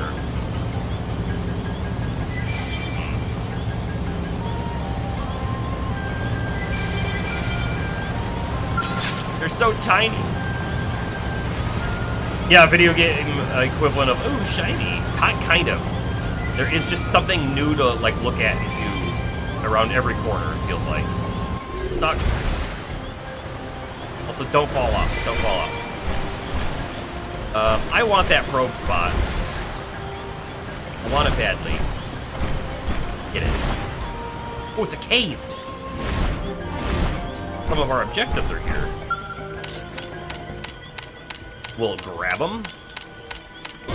The level 38 we might be able to beat. We might be able to beat. Okay, so there is still another spot down here. But this spot, when it doesn't connect yet, it is purely a production. Doesn't have any mining resources, but it is a good production spot. I could put a mining probe on it now. Let's wait though. I kind of want to see how this connects, because maybe we'll put tier 5s here. If this also makes sense to put a mining probe on it, you know? A little bit back there. By levels.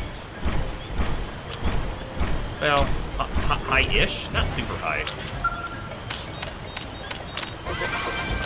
You'll get sidetracked following a trail of item crystals.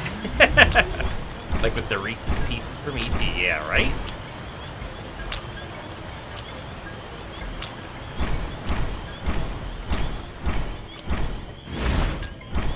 Alright, we're killing some stuff. Engaging.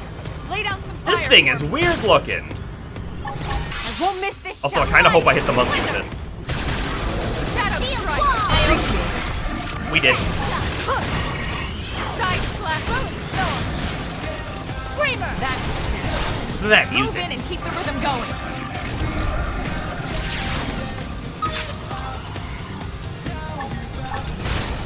Furious You know what I haven't been doing? I haven't been swapping weapons. Primer. But is the attack cooldown the same between them? That could have done I it. feel like we didn't attack really Keep well. the rhythm going. Nice. Move in and do some damage. Cool off. Tear. Shadow strike. Cockpit time! I toppled him. Close in. Absorb it. Side slash. Absorber stitch. We have enough to overdrive too. How about that? Alright, we fought those guys just to come down here and get quest objectives. 3 out of the 6 obtained. We know there's like 2 more up here as long as they didn't despawn. I don't think they should have. Actually, they did. Well, okay then. Bring it on. Oh, I didn't see that guy. Ramp up the adrenaline. We're almost certainly going to be attacked by the other dude, right? The adrenaline's flowing now. Appreciate it. Shadow strike. Furious ready? Cockpit time again! Now ripple up. How about upper hand? I do wish that we had like a purple move and a green move and all that kind of stuff, you know? But we don't.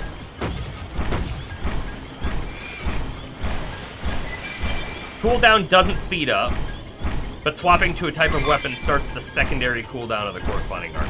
Well, when you're out of the Skell, right?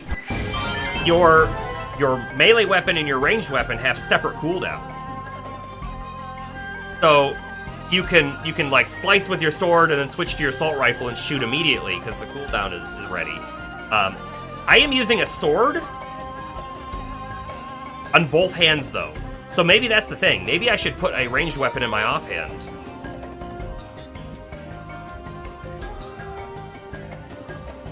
Blues and greens are cheap. I just buy a level 21 for the sake of being a blue or green. That could be worth it. That could be worth it. Okay, our quest objective is like right over here.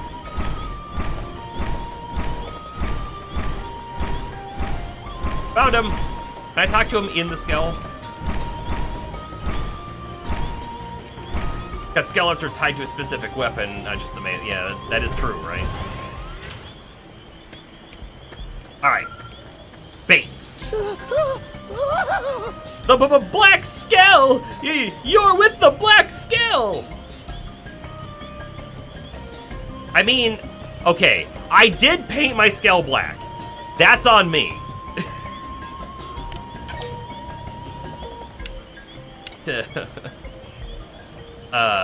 Let's just ask about the Black Skell. The Black Skell is... No, that thing's no Skell. It's a mechanical horror, a demon. Nothing of this world can move like that. It's coming for us all. We've got to.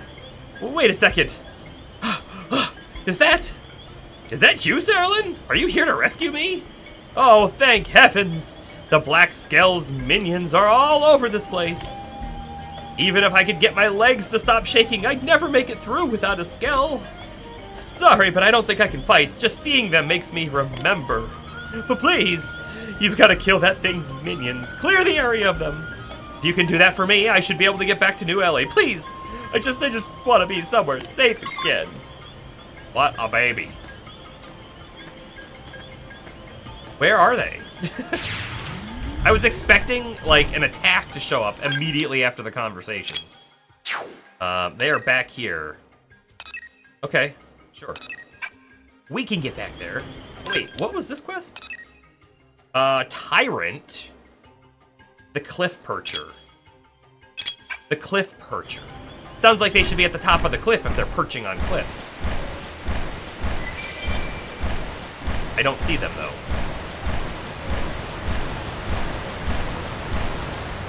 Yeah, nothing of this world? What world's he talking about? We're not on Earth.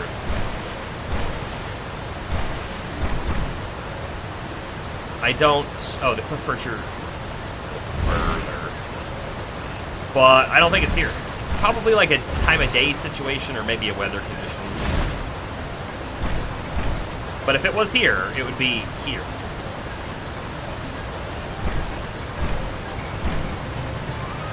Cliff Percher... Asterisk. Read the fine print. Does not perch on cliffs. That's how you sell a product. Make it sound like it does a thing. Doesn't do the thing. Oh, you reach Cliff Percher without a Skell. Oh, trust you, it's there. Okay, hold on. Let's look a little bit. I'm gonna actually hop out of the Skell so we don't accidentally fall off, because movement is a bit easier. Like this.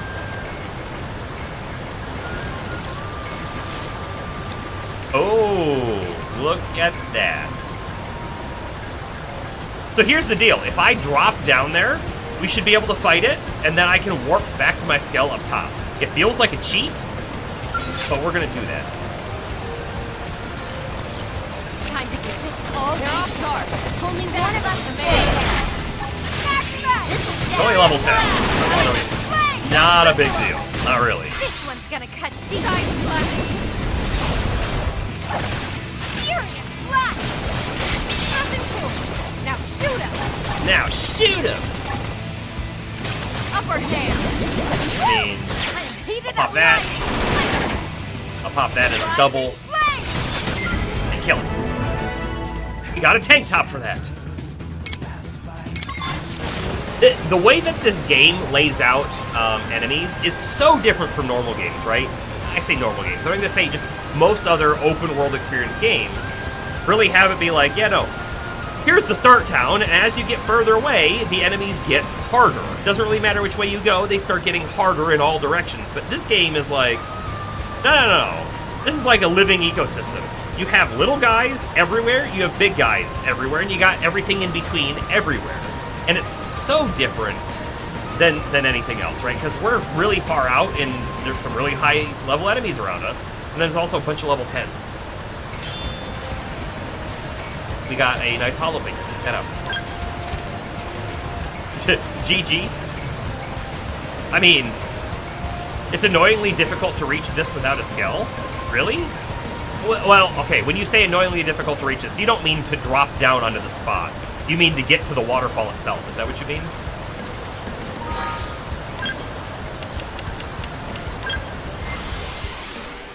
Not quite? Did I somehow make that jump really easy when it's normally a really hard jump down there?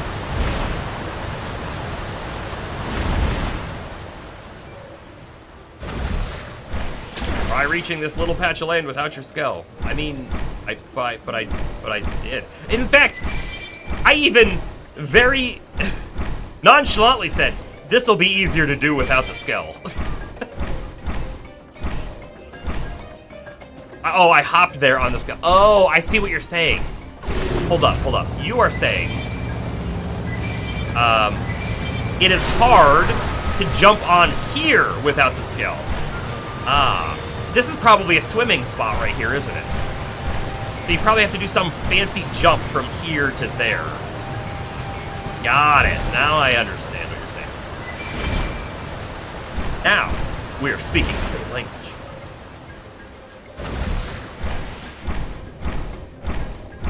Okay. These guys are mid-level. We should be fine.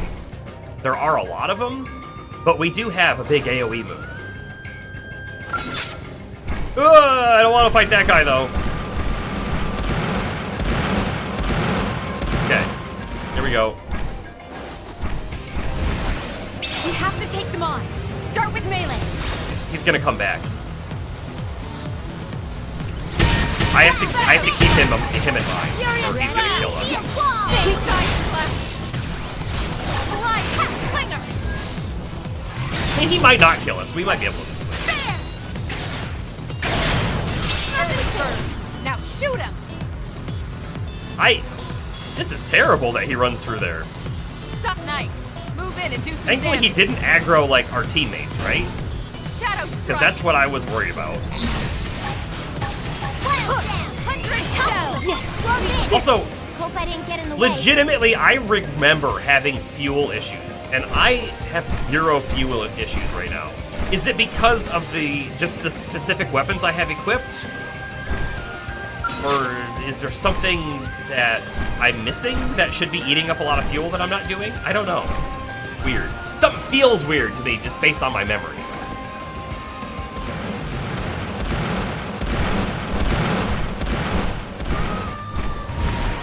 We have to take them on.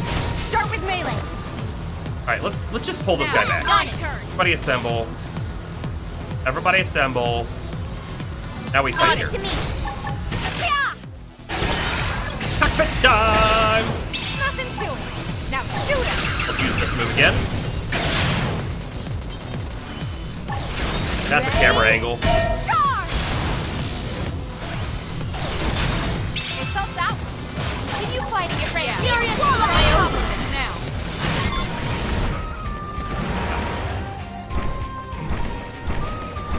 We're gonna do the same thing.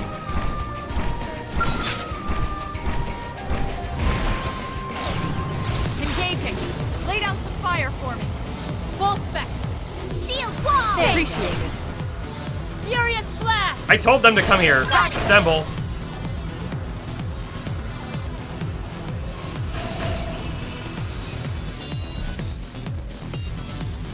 He's ranged, isn't he? So having some problems.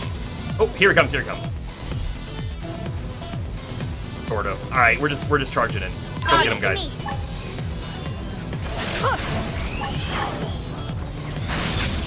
You're freaking out. Topple them with gunfires. Cockpit time! I feel like we get this a lot. Hit him again for me. There. Careful. Ready? Charge.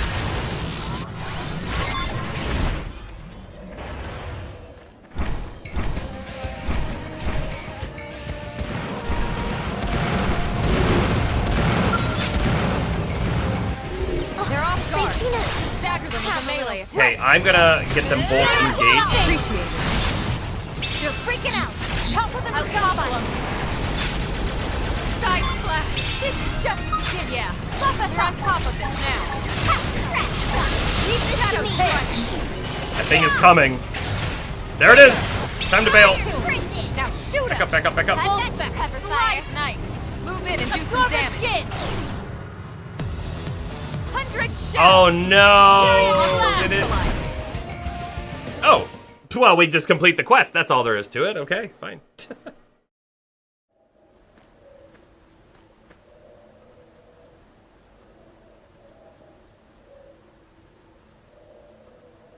Ooh, I don't know what's voice to do here. Was it you who broke all my little toys? And then we're gonna find out it's a guy that should be like, was it you who broke all my toys?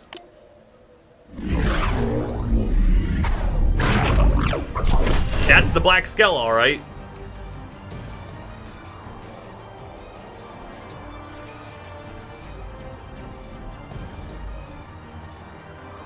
I go away on an errand for just a moment and come back to this. Such nerve. This is precisely why I told them you blade insects should be eradicated. Ask her.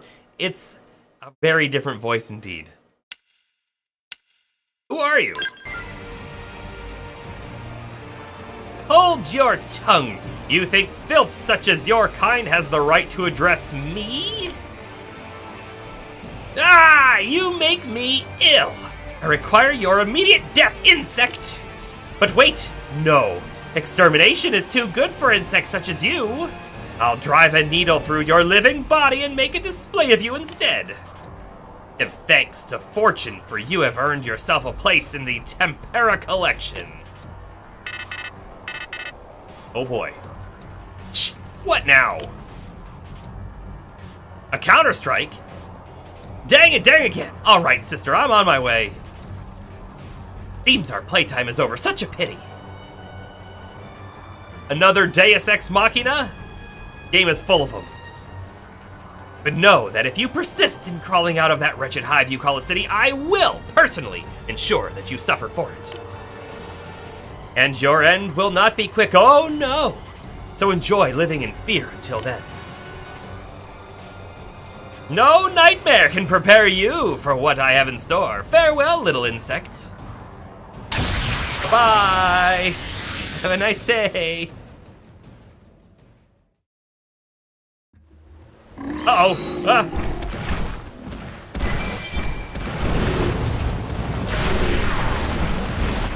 Okay, no fight. Please, no fight. Alright, we have to go back over and collect the scaredy guy. However, I am going to take just a quick break to go use the restroom, and I shall return very, very quickly. So, I will leave you, of course, as always, the music.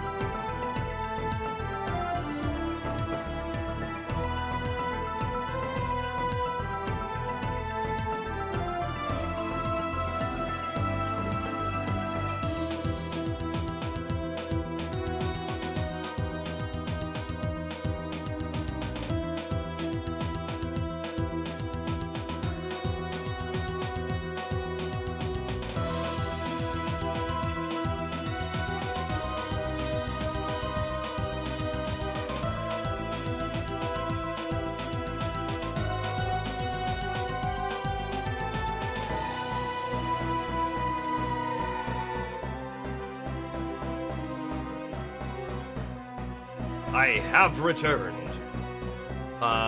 So, as I've said on previous streams once or twice before, I am now on day 37, a 75-day challenge of doing lots of workouts and a diet and all sorts of extra things. And I'm doing pretty good. I did sprints earlier today. I was doing about a 6-minute 10 pace for my sprints. They're very short, but there were 8 of them. And then heart rate, bring your heart rate back down to a certain level for like a 3-minute cooldown between each sprint. Very good. I think it's legitimately like a week and... I think I can see it on my watch, but I can't. Like a week and 3 days, I think is what it is. I have a scheduled race coming up. That's gonna be fun to do. Your book ran out, and you haven't found a new one. But, Bomber, you have completed the book. How do you feel about that? That's great, right? It's wonderful. How are you doing? Are you still keeping up with your diet and calories and all of that as well? Right, so I've lost weight over this past 37 days, about 14 pounds, which is pretty great. I feel pretty great about it. But it's not. It has a little bit to do with the exercise and like getting up and moving and doing runs and that kind of stuff. But most of it's legitimately diet. Like my calories are so much lower than what normally I would be eating, and in fact, they are lower than what I even anticipated eating. Because the food that I'm eating, it's a lot of like vegetables, quinoa, just stuff like that. It's quite filling. So while right now I could probably eat something if I wanted to, and maybe I will have like an apple or a banana after stream, like that. That is again still not going to be a ton of calories to add on, and it's great. I'm basically at the halfway point now. I'm basically at the halfway point. We'll see. I keep thinking, this is just like a daily thought, like, what am I going to do once this is over? Honestly, I might still do a lot of it. I am enjoying forcing myself, right, to do some kind of exercise every day, even if it's legitimately just a walk. In fact, let me pull this data up for you. I can't see, like, specifically from April 1st until now. But if I look at the last 4 weeks, that's April 10th through May 7th, I have walked and or ran a total distance of 164.2 miles. 164.2 miles I have done in the last 4 weeks. That's crazy. That's crazy to me. And it feels great to do it. I am averaging a daily average of about 12,000 steps. So a weekly average of about 80,000 is what I have. And it's pretty great. Now, after my scheduled race, I am going to, and here's one of the things that's really been like in my mind. I am going to start working in free weights, right? So doing, upper body and legs and that kind of stuff in with weights. But I have been hitting almost 12,000 steps a day, and I feel like I want 10,000 to just be like my default. Like I should hit 10,000 steps every day. So I might legitimately do a workout of weights and then a workout of a walk and or run, and then I might do an extra walk to get up to the 10,000 steps.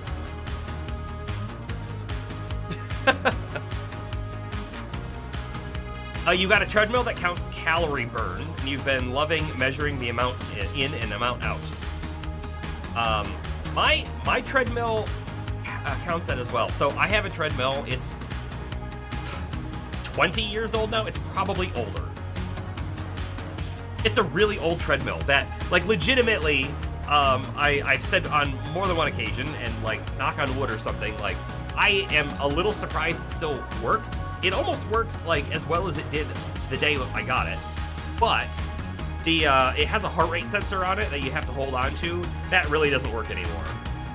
But it still does everything else just fine. And it does track your calories, and it does track your distance. Now, I will say I feel like when I'm on there, I feel like I notice that sometimes it feels like it's going, like, let's say I keep it on the same speed. I haven't changed the speed in 40 minutes. Sometimes I feel like it speeds up a little bit, and sometimes I feel like it slows down a little bit. Not like a lot, but like a little bit that's noticeable, and I don't know if that's just me feeling things that aren't there, or if legitimately it is a little inconsistent on its speed these days. It is old, so maybe. The other thing too is my watch, right? So when I do an exercise outside, it has GPS. So when I'm walking, you know, it's tracking how many steps I'm taking and my cadence and my arm swing with the distance on the GPS. So it's able to know, hey, when he's moving this fast, he's going this speed, right? My watch is never the same value, because when I'm inside, it doesn't have GPS, but it still keeps the other stats, so it knows about how fast you should be going.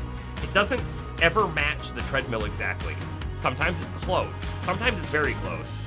I feel like often it tells me I'm going a little faster than the treadmill tells me. Now, I ran on the treadmill 2 days ago. I've been running outside most days, but I ran on the treadmill because it was raining. It was very wet. I'd already done a workout outside, which is a requirement. So I'd already done the outside. So I was like, I'm going to do the treadmill, but I want to run. So I ran on the treadmill, and I did a pace that was like a whole minute faster for the entire, like basically the entire duration of my running than what the treadmill thought I was. 1 minute difference on a pace is nothing to sneer at, right? So the treadmill could probably use calibrated. I don't know how you do that. I don't know if you call a special person to do that, but I don't know.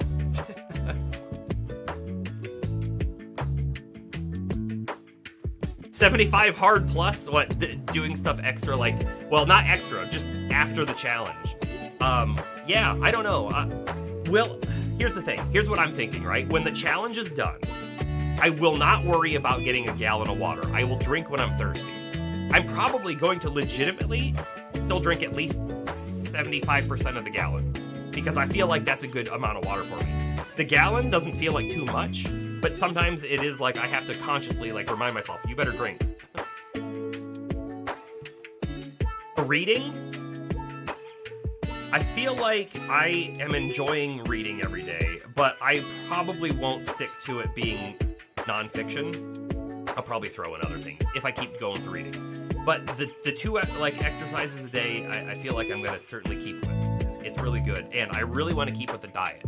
Now, eventually, when I hit like my goal weight, I will change the details of the diet by increasing the amount of calories I'm eating, right? Because once you hit your goal weight, you shouldn't be losing anymore. But I want to keep eating the same kind of stuff because it's really good. I just feel really good on it. There's no like feeling sluggish after eating. There's no, I don't know, greasiness from fried foods or anything like that. It's just, I feel good. I feel really great about it. So probably try to keep going with it. James. Sorry that you're not too talkative. Don't worry. You're here. You're preparing the, by the way, I don't know how to say the name. Is it Hyson Co? I don't know. I've wondered that every time I read the name. Another fellow did test them. You're a little more confident publishing them than you were other characters. Well, hey, by the way, I mean, here's the thing. Publishing doesn't mean that you can't update later as well. A lot of times it could be good to get it out there and then get just like people randomly giving feedback. That being said, people who typically have a good experience might not respond, and people who have a bad experience might be overwhelmingly responding, so who knows. Hey, Senko. Thank you. See you later, Bomber.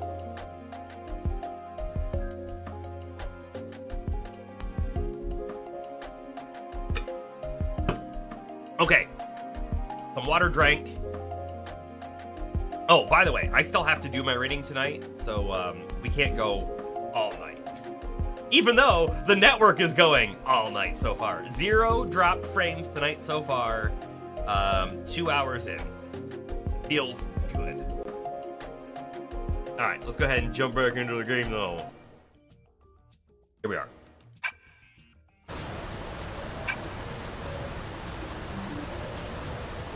We just gotta get back over. Whoa! I guess he's not hard. I wasn't expecting to see another mecha guy. Did that guy go faster? Thank you. Jeez. Why was he going so slow?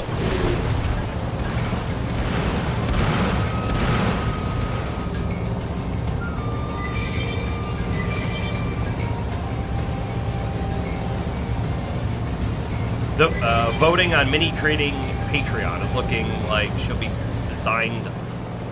Oh, for the this month? That's cool. Time to get her out. Yeah, absolutely.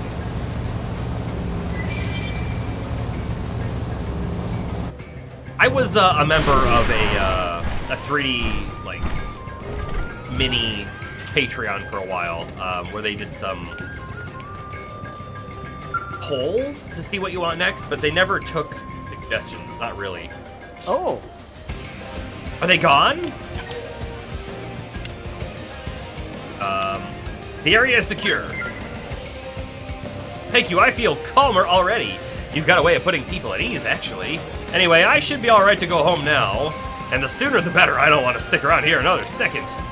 Alright, Saralyn, I better go. I owe you my life, though. Thank you. If the boss saw me like this, I'd get more than just an earful. And this is the same guy who did the Street Fighter ones. Okay. Neat. Hey, by the way, since we're out here, should we, like, do some of these side missions? I feel like we should. I also feel like I want to come down here and get this. Maybe we drive down there first? Nah. Let's go up first. Although this is another waterfall. It might be hard to get up there. Let's go down first. We'll go south. We'll try to find the probe spot, and then we'll run back. Should hopefully not take us too long. The biggest thing I think need to worry about is just not taking too much aggro on higher level enemies. Might be able to fight some, probably can't fight them all.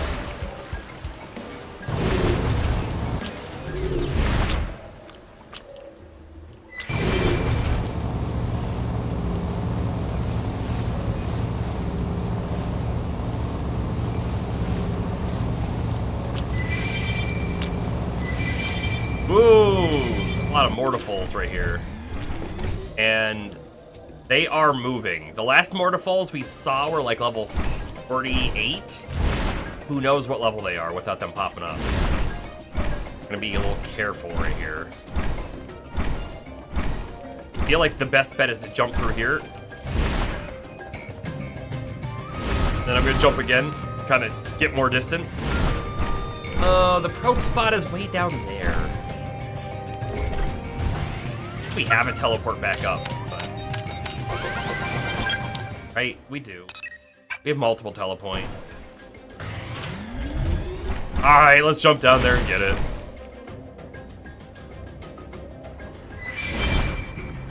What sort of enemies we got? Level 9? Level 9? Again, like, it's so weird that you're like, man, we've never been here before. This is gonna be high level area. No, it's low level area. So weird. It's so weird because you would never be out here at level 9. Like on one side, it makes total sense to be like, yeah, let's make it feel like an environment with high level enemies all over the place, low level enemies all over the place. Gameplay wise, as a gameplay mechanic, it feels a little odd.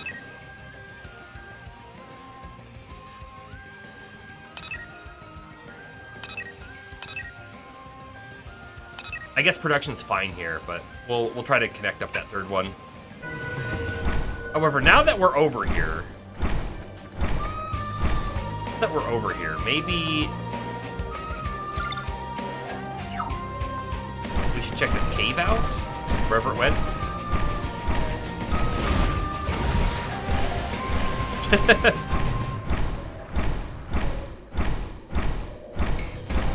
Welcome back in temporarily. Ooh, like, and then look, level 43 right there. Probably a really dangerous. Oh, but he's not aggressive as long as we don't stomp on him, right?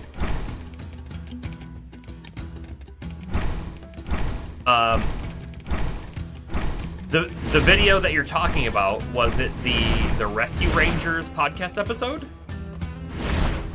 For anyone who's unaware, if you like cartoons, James has a podcast for you. The most recent one is a Rescue Rangers episode, and it was a pretty good one. Honestly, it has me. I've been really thinking, like, you know what? I think I'm just gonna watch a couple episodes as soon as I feel like I just have a free moment, because I haven't seen that show in forever. And I used to very much be into that show. I had like VHSs of it and everything back in the day. The YouTube page is behind. Ooh, we take damage in this water, by the way. I think Frankenstein Jr. and the Impossibles are the newest there. Okay. Does Pemmy man the whole YouTube side? By the way, that is almost certainly a monster that's going to get up, right? There's a whole lot of them in here. Gotta be really careful, because if their other guys are 44, they're almost certainly around the same level. The downside is there's a couple yellow artifacts to grab.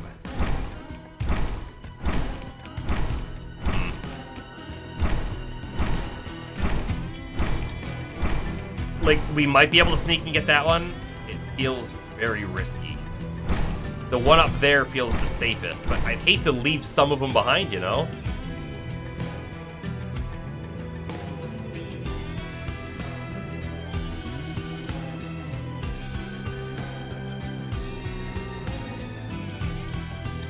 Oh, does Pem do all of the cover art himself? That's pretty cool.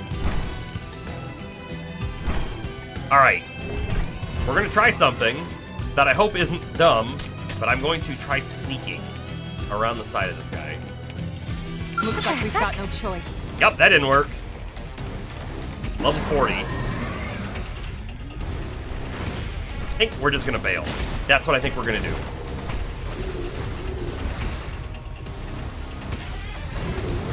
I don't know, we could maybe fight him.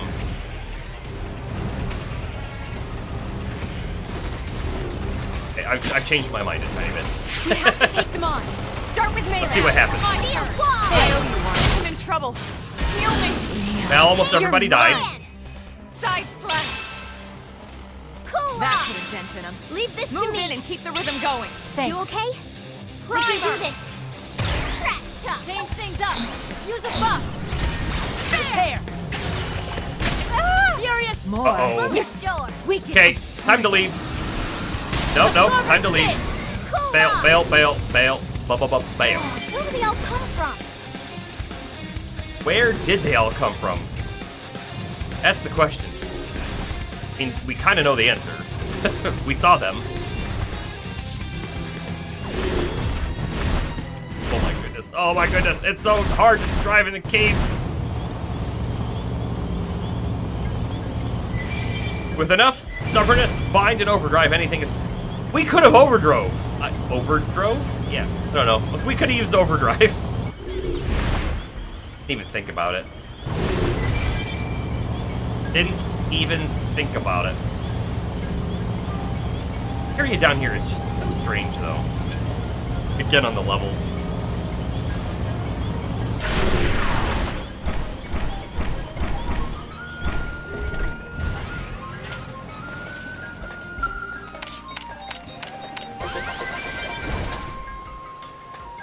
So I mentioned this quite a while ago now on a stream, right? But I've recently purchased a board game called Zombicide. Specifically... meet the woman who's gonna wreck your life. I don't think I want to fight that. Specifically, the fantasy version, and specifically the third edition of it, which is called White Death. It's sort of Asian themed a bit, And it's really cool. It's like a hack and slash objective-based board game where everyone's team.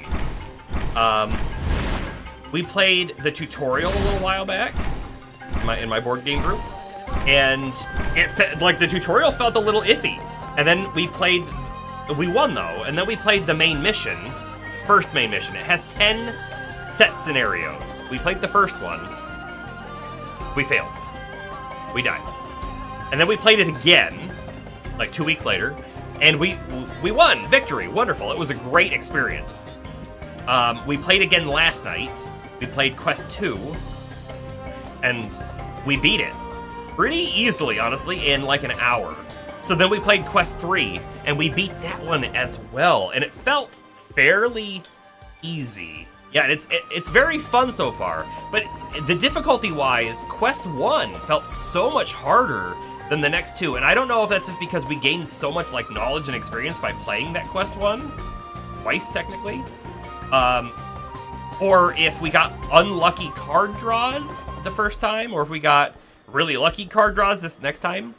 But I'm looking forward to the following quests, and then I did maybe panic buy a whole lot of other Zombicide fantasy sets so that they can all mix together because the company might go under for reasons. So so we've got lots of content.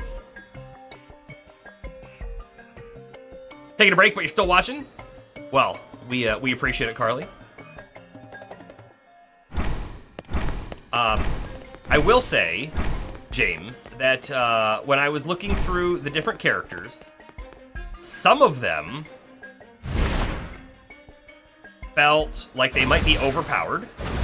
And others felt like they might be sort of on par with our current characters. Nothing felt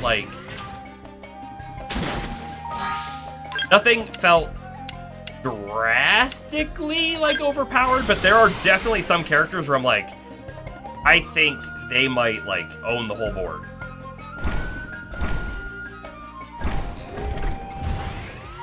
So we'll see. Once we start mixing in other characters, we'll see, right?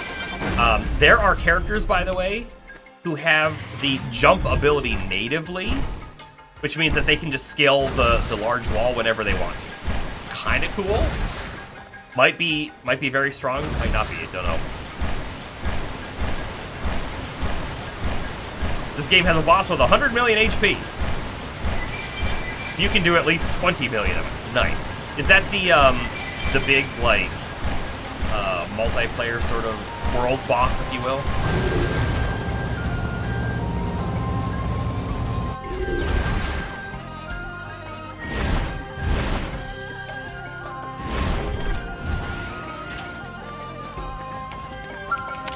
If Lubu isn't overpowered, then it isn't Lubu. I don't remember what anybody's abilities are because I only looked through the cards once. But I do remember that there are a handful of characters that felt pretty strong. Yukimura Sanada from like Samurai Warriors. He was one who felt kind of strong. Probably surprises nobody. Alright, what are these quests? These are gather collectibles. Oh, we couldn't get over there, but I bet we can now with the Skell. I bet we can make this jump. Oh, let's try to make this jump. This feels like fun.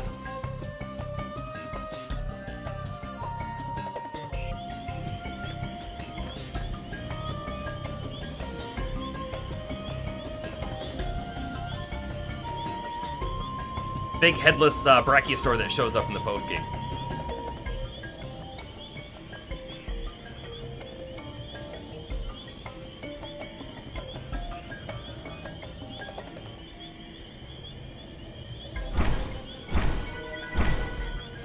Beating that guy solo LP. I wonder how hard it's gonna feel when we get there. By the way, this dude, level 50, when he is not aggressive, I think I can make this jump without even like doing a run jump, if you will. Nice. I mean, certainly was not doable outside of the Skell. That's a long ways without the Skell.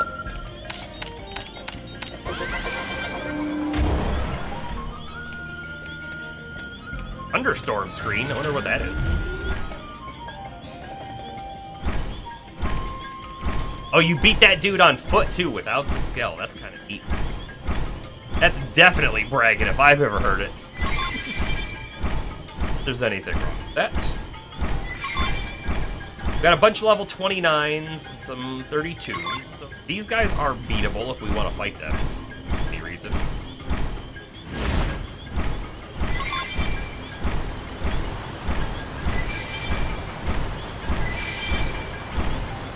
Now, oh, there was one we missed back here. I was gonna say, is that symbol gonna go away?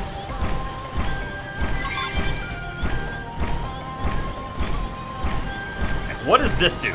That's what we need to know now. He is level 53 and aggressive, so need to be a little careful. Ooh, and there's a probe spot right back there as well.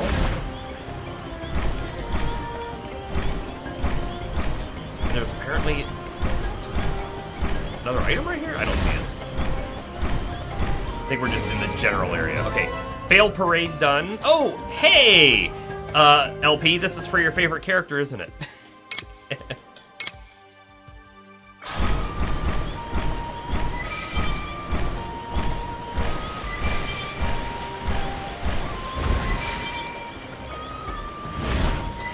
Was expecting to see another one right here. There's one.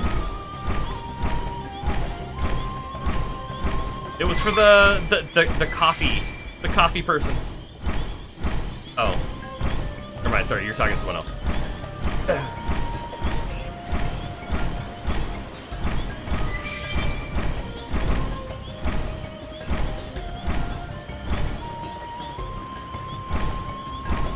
This guy did the Attack on Titan OST? I did not know that. I love the music in this game. It's wonderful. I didn't do it today, but we have hold up. We have a record player, and I play vinyl on stream occasionally. Video game themed, of course. If this game ever gets a vinyl, you can be assured that I will be purchasing it, because I like it that much. Now, Xenoblade Chronicles Definitive Edition, which doesn't have anything to do with this game other than the fact that it's made by the same people, did actually get a vinyl release. So, there is hope. There is hope.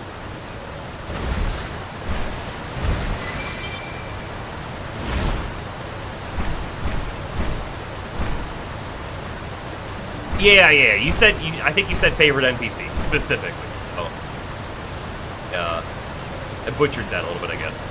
There is a yellow collectible right down below. We can do the trick where we teleport back up to our Skell. Hey, I still feel like the trick is cheating, but... Boy, I can't... Wrong thing. I can't see. But we wanna aim more to the right. I'm gonna go this way. Off we go. Nice. Get that alien wreckage. 6 battle points. That's not terrible. Boost evasion 3. Okay. Sure.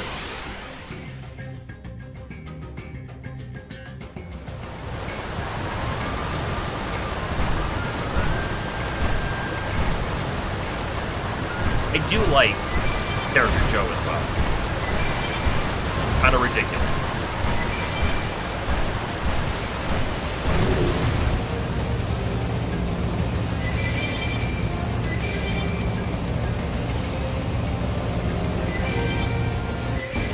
Yeah!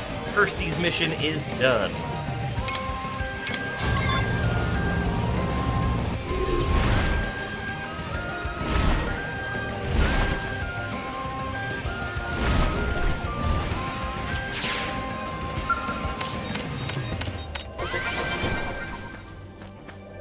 By the way, it would be really cool if there was, like, a different animation for putting a probe in the ground with a Skell, right? Because we've seen that animation where they, like, shove the thing into the ground and then it shoots down in. It'd be really cool if it did that when you were getting a probe spot in your Skell. You've lost the squad code! I'll pull it back up. One sec. All right, so we have a mining node 5. This is production, this is production, this is production. It's kind of not, but I think we're okay to throw in a mining probe 5. We only have 2 anyways. And then that'll give us a 3-link. Which is good. Okay, cool. Cool, and then we'll just leave that alone. And we're done here now. I mean, I could try to go find, like, another spot, but I feel like we're good. So let's go ahead and get out of here, or... Is this mission? Adventure? It's unaccepted. Yeah. Go ahead and get out of here. We have a quest to turn in.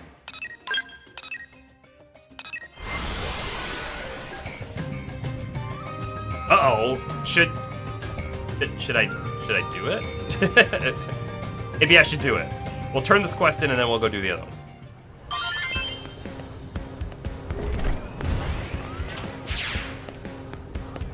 Hello, Corwin. Thanks a million. Bates told me everything. Poor kid practically pissed his pants just talking about that black Skell thing. But don't you worry. I beat some courage into him. He'll be fine.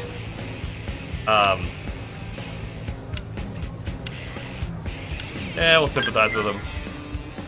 Ah, well, ain't that sweet. Sorry, but we play by different rules here on my team.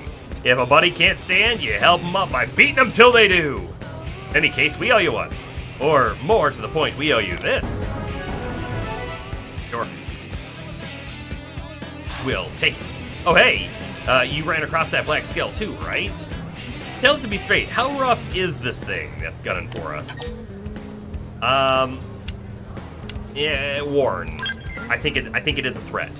If you say that, it must really be nasty, and it seems to be going after Blades specifically. Maybe I should pass the warning along to my men. Let me run up by Raleigh. In any case, good luck with your work, and let us both stay safe, yeah? Ba-ba-ba-bow.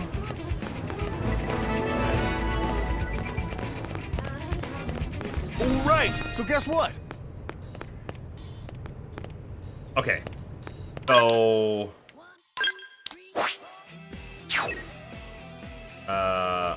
We're not high enough. Here. Unaccepted mission. Let's accept it! It's like level 22.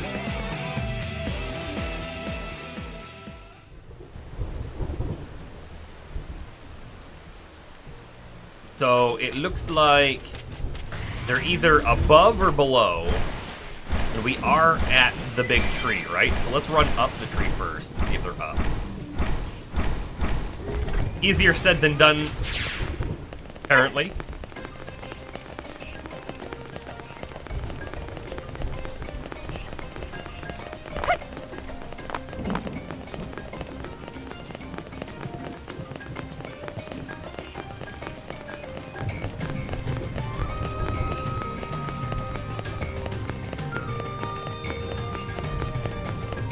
They must be up, right?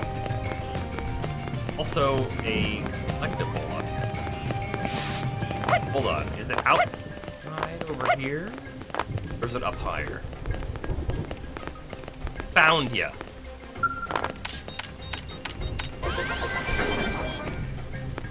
Mining probe G2.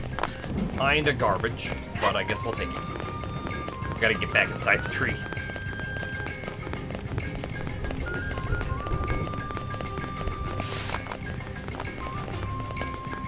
Can I go up this way? Yes. One by one. There she is. Wait a, huh? Well, this ain't good.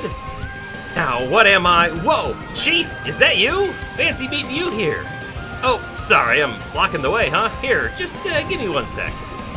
And, whoa, wait, phew, that was way too close. Almost took quite a spill there. Man, these are tricky. It's taken me forever to get used to moving around on them. It's seriously been one snag after the next since leaving New LA. I tried to say new NLA, which is like ATM machine. But like a minute ago, I was all adventure! Woo! Glowy forest! Yeah! Basically being a huge idiot, you know, me. Then this pack of whatevers comes barreling at me from out of nowhere, and I've got 0 combat skills, so I just ran. Obviously. Dropped my comm device on the way too, like a genius. So that means no calling for evac, or a cab home, or pizza delivery. Oh shoot! And all those points saved up too. 1 free pie with the works. Typical. I should have used them before taking off. What was I talking about? Oh, right. So I need a favor, Chief. You help me look for my comm device? It shouldn't take long. I'm sure I dropped it somewhere around here.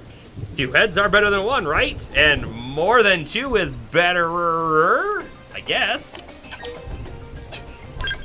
What a ditzy character. Oh, really? Thank you so much. You're the best, Chief. Gosh, real blades are all so nice. Anyway, let's get the search party started, shall we? Are you not a real blade? You take that direction and I'll go this way. If one of us finds my comm device, our secret signal will be to shriek as loud as we can. And if you run into hostiles, well, you can deal with them yourself. Okay, disperse! Experience? Reward? Who knows? I don't remember her. Wait, oh, hold on. She's the person that we bought the armor for. Right?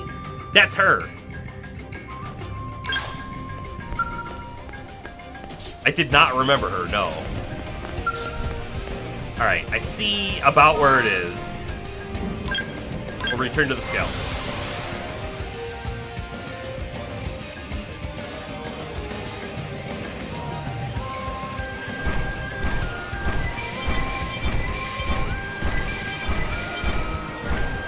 Oh, why did they do this?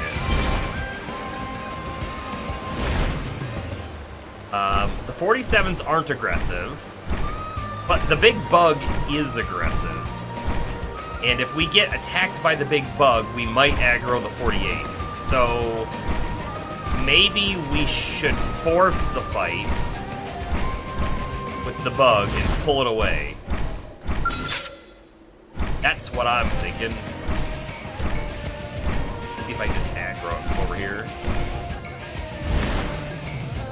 Tormenta, the Scarlet Clad.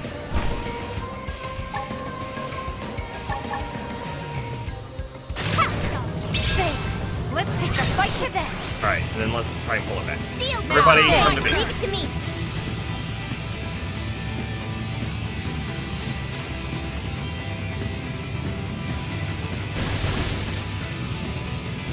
Now get Got it. it. I don't have enough GP, probably because we went back to town. Ready? Otherwise, I would have guessed I had enough to overdrive. How about a little split? Ha! Tougher than they look. I am going to use my range here, but I want to make sure we're not going to hit anything else, you know? Furious blast. Rapid fire! I don't think we're going to hit anything else. Good.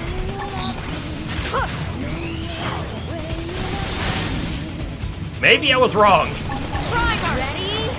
Charge! What a weird thing to have hit, because it almost certainly was flying way up in the air. Only level 24. I don't think I'm going to worry about it, even though we could probably kill it super quick. Screamer! Enhanced scan! Why was my character sideways? Did you see that? Trash tuck! Hold on. I want to get myself in position for the next changed attack. Hopefully we don't hit other things. Rapid fire! Shadow strike! Can't move! How about a little... Serena's down. One more hit. Get down and stay down! Stop it! Elma's now down. What the heck? Sorry. I can't seem to get fired up. I should probably get a green blue. I Can't move! True.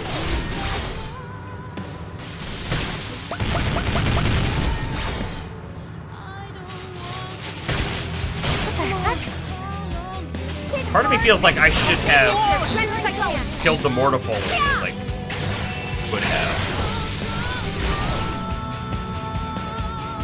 Position again for the ranged hit, where hopefully we don't hit anything else. Continue fighting at range. We're getting low. This way, my Skell's not gonna make it. But we got moves.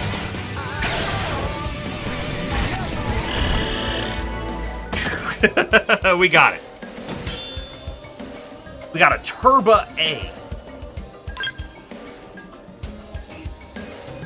Okay, we'll let everything repair for a moment before we somehow accidentally attack the 48s.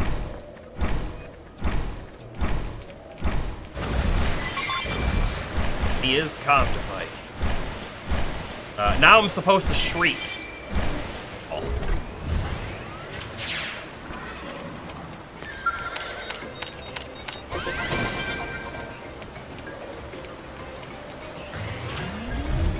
Let me pop over here real quick, because there's another yellow thing on the ledge, though. Maybe? Can I do the camera? I can. Don't see it. No, I barely see the yellow text. It is definitely down there.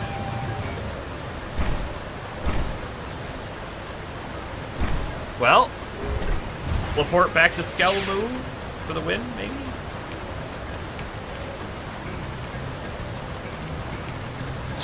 Try this one more time.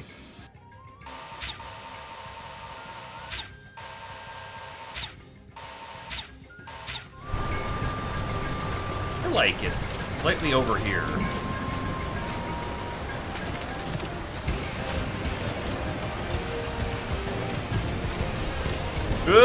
There it was! You know, with the Skell, I might be able to jump it from here.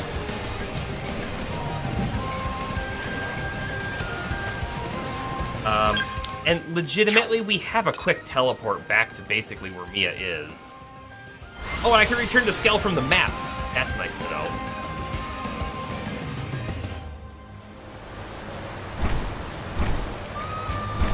Here we go. We're gonna try to get in there.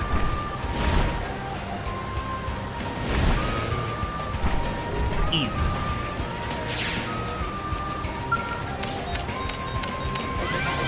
Don't follow me! Ah! Okay. Teleport back to there, please. Run all the way back up the tree. Shriek. And then give her the combo. Have to shriek. That was part of the plan. 3 cards down, 9 to go. Nice. Progress has been made.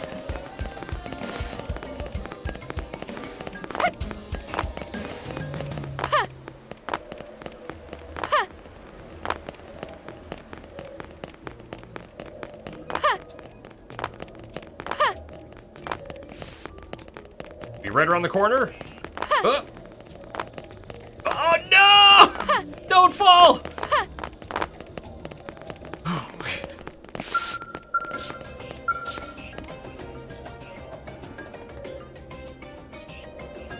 Any luck finding my comm device, Chief?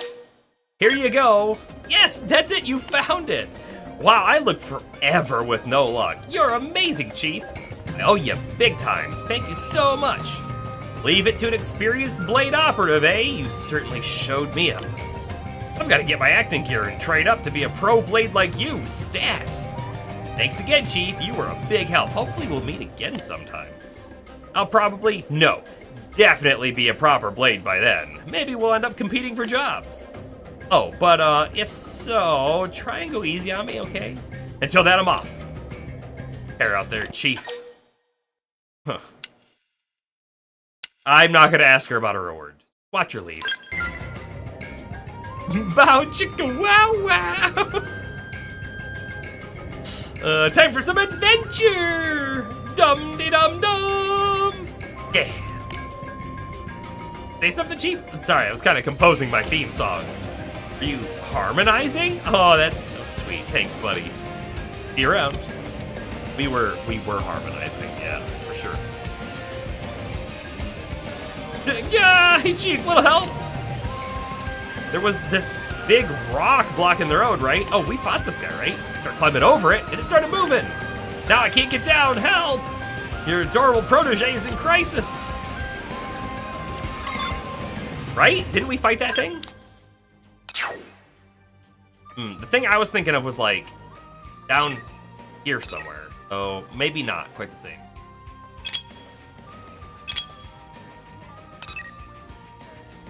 I mean, we can go help her out though real quick. May as well.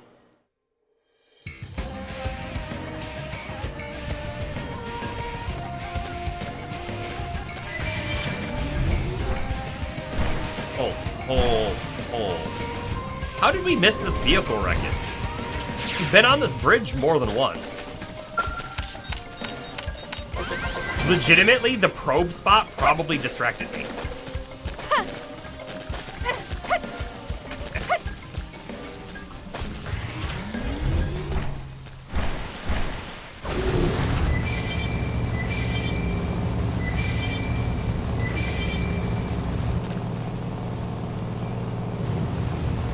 Here's this yellow spot.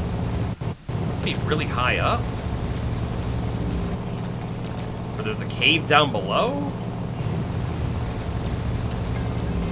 I don't know, all I know is I don't see it.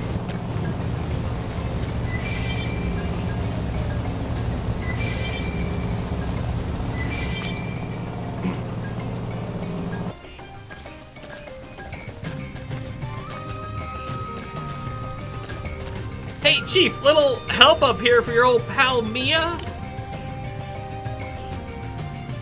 This fake boulder thing is definitely not a real boulder, so please kill it. Pretty sure I won't die if you can do me that one little favor.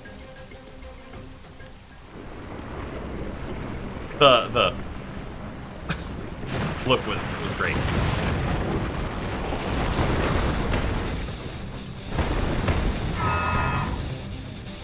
What level is it gonna be?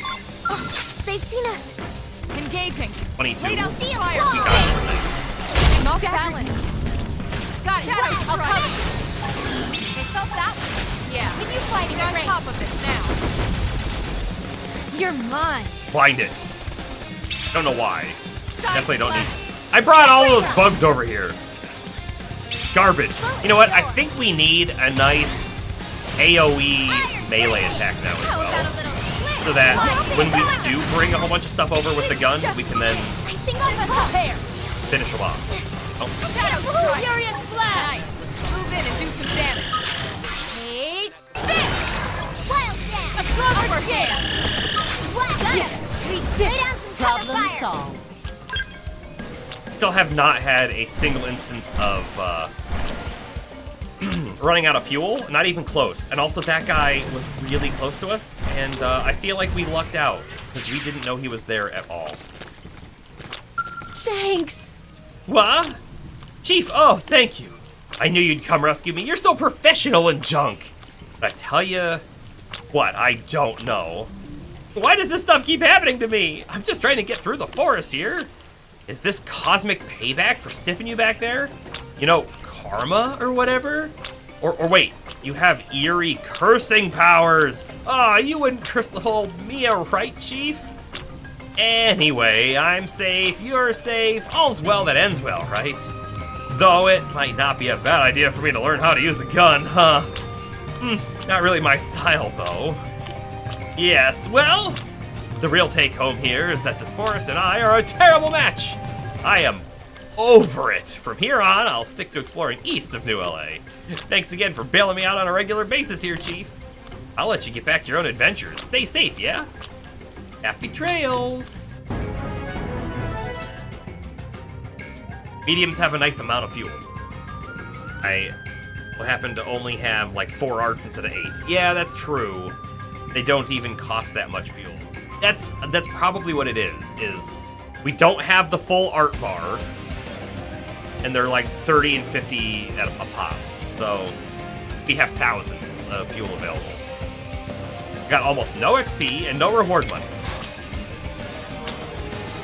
This quest is gonna pay off big in the long run. Calling it now.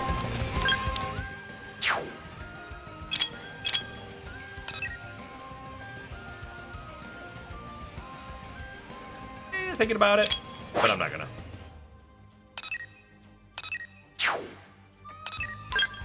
There's so many more side quests to do. So many. Oh, let's, oh, this is part 2?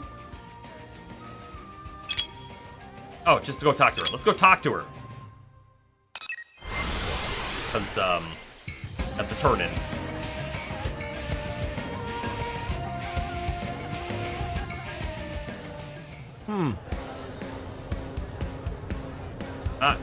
She's normally here, right? She's not right now. I thought that girl was her. But she's on the other side for some reason.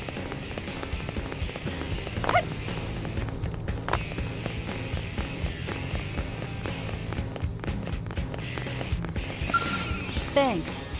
Thank you. It looks like that's everything. The materials you gathered will get broken Skells back on their feet and also ensure that our blade's gear is in top working condition. And I'll see that analysis of the data unit you recovered starts right away. Yawn? Oh no, quick. Classified information from a special project I was on. Afraid I can't say more than that. Well, maybe I can say a little. That data unit represents the bonds I share with some of my dearest colleagues. Now then, this is for you. Find it more than covers you for your troubles.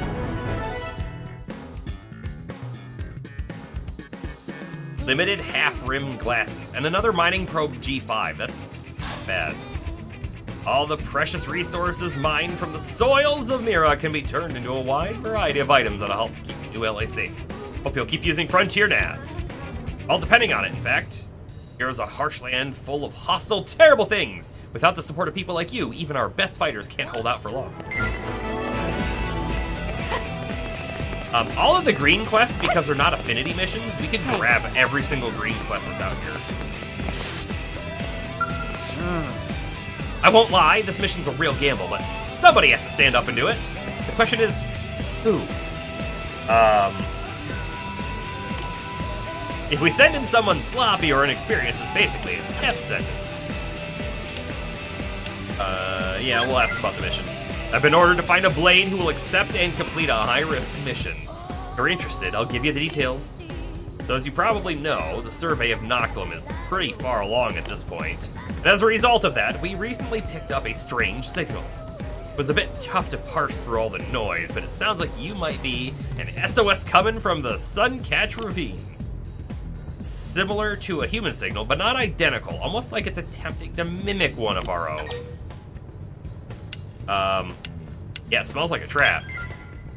Believe me, you're not the first person to think that, especially since no blades have gone missing anywhere near that ravine, which means it's not a human setting up the signal. So, what do you think? The potential gains are huge, but so is the danger. The mission demands the best of the best, and I'm thinking that might just be you. Will you take it? Absolutely will take it.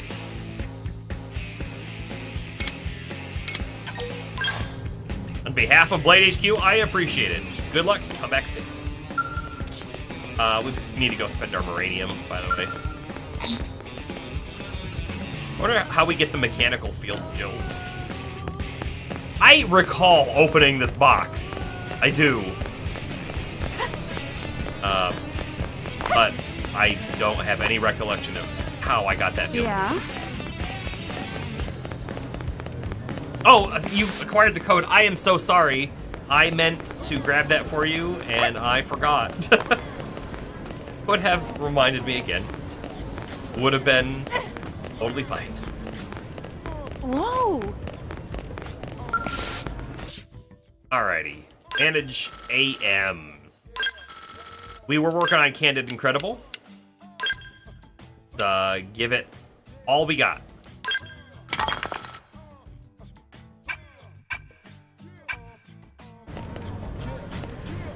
And then let's grab some green missions in town. Sarona. Hey! Hey, look, it's Serlin. Wait, sorry, you don't know me, do you? Don't. I'm a Blade, same as you. I'm with the Prospectors. So am I. No, wait, no, I'm not. I'm, not the Prospector. What's the other one? Starts with a P, doesn't it? Pathfinders, that's what I am. So I mostly handle jobs where folks need natural resources surveyed and raw materials collected. You're in Alba's team, right? I'll bet working under the Colonel lets you see a lot of tough assignments. But you're still breathing, so it must be going okay. Yeah, we're doing all right. You certainly look like you could handle any task folks throw your way. I'm jealous. Like, right now, I've got a request in to survey a mountain way up north. It's a nasty spot, and I have no idea how to tackle it. The mountain itself is dangerous enough, but then you add in all the weird wildlife, not to mention it's been crawling with Xenos lately for some reason. Especially those reptile-like ones, the Anon or whatever.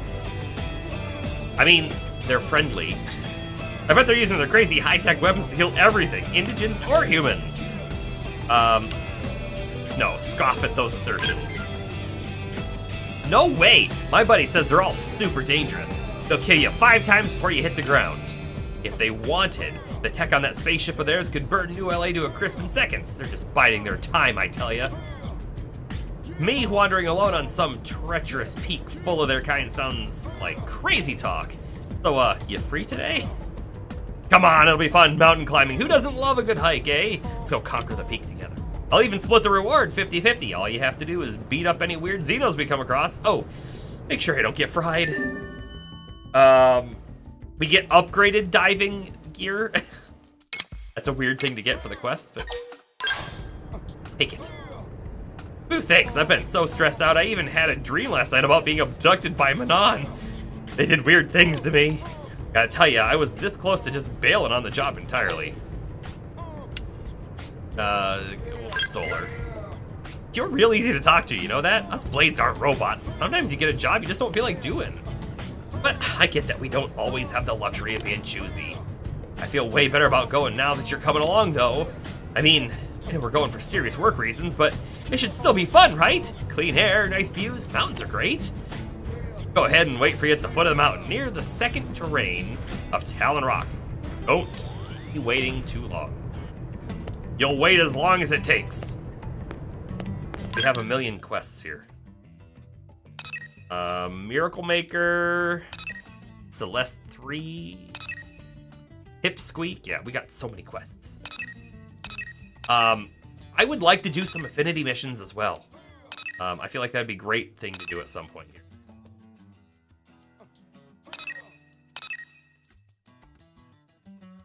We have a turn-in over here as well. Alright, let's go. We're gonna hit all these green spots anyways, but let's go do the turn-in first, I guess.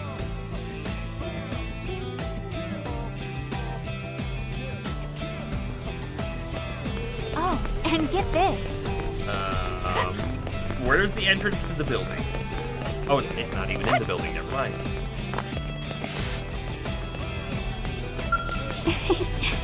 Welcome back! Judging by your demeanor, I anticipate good news. Yes, precisely the specimen I desire. Of course, I say desired only in the sense that it is vital to my research, not that I, right then. I'm impressed you actually brought samples for storage. Research, display, training, sponsor kickback, and birthday purposes.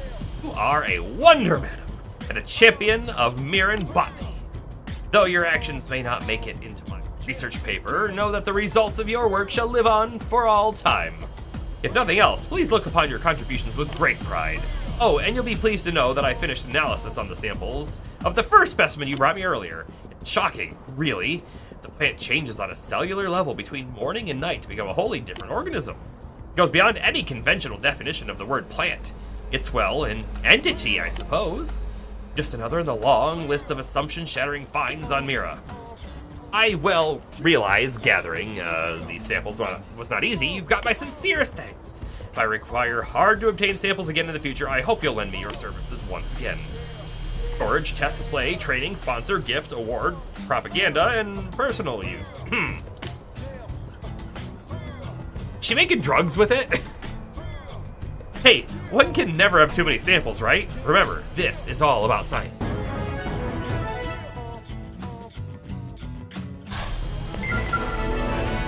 By the way, right here, I saw a yellow turn, and oh, it was actually this. I was gonna say, there might be something to get on top of the building. Maybe not.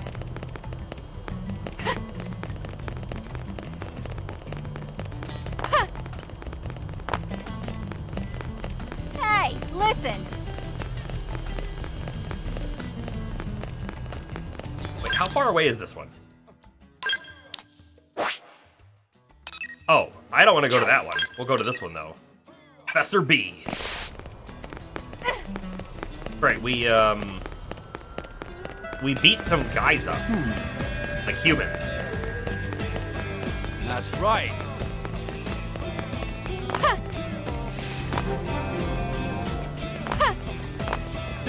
Professor B's lab. This sure is a good-looking lab. Good. Oh, you're back! Got that tiki sap for me? Yes. Great! Now all I need is a body frame and I can get this thing up and running. What was that? Somebody named Gad attacked you while you're out looking for this? It's probably my fault. He's been after my technology for a while now. Must have realized he was no match for me directly and decided to pump you for information instead. Let's ask about his technology, right? I feel like we ought to know what we're getting into here.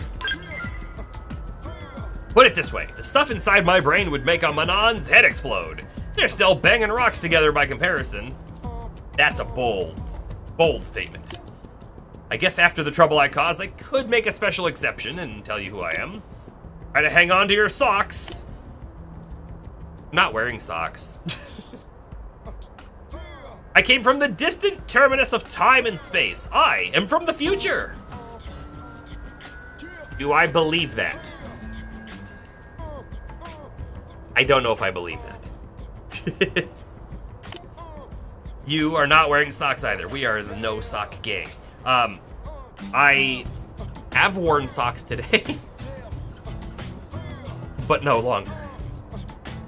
Yeah, I might be what you humans will look like a few 100 million years down the line.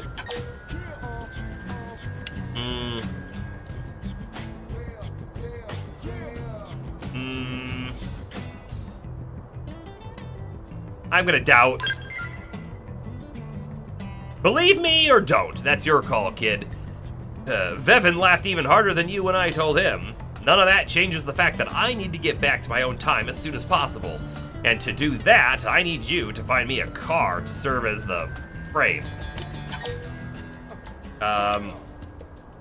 Ask what that is. Oh, that's right. Doesn't get across in English. How else to describe it? It's a device that overcomes the absolute wall of temporal causality. In layman's terms, it's a time machine.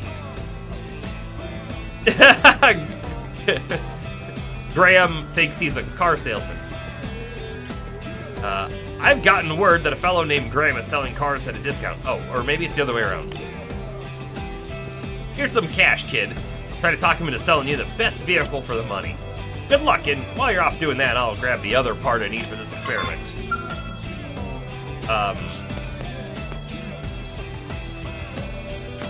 Is he gonna make a DeLorean?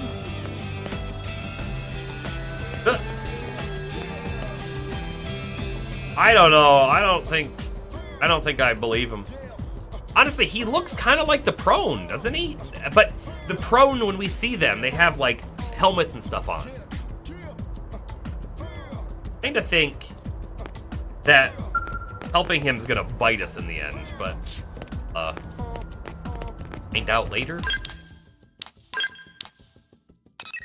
All right, let's go ahead and jump over our salesman.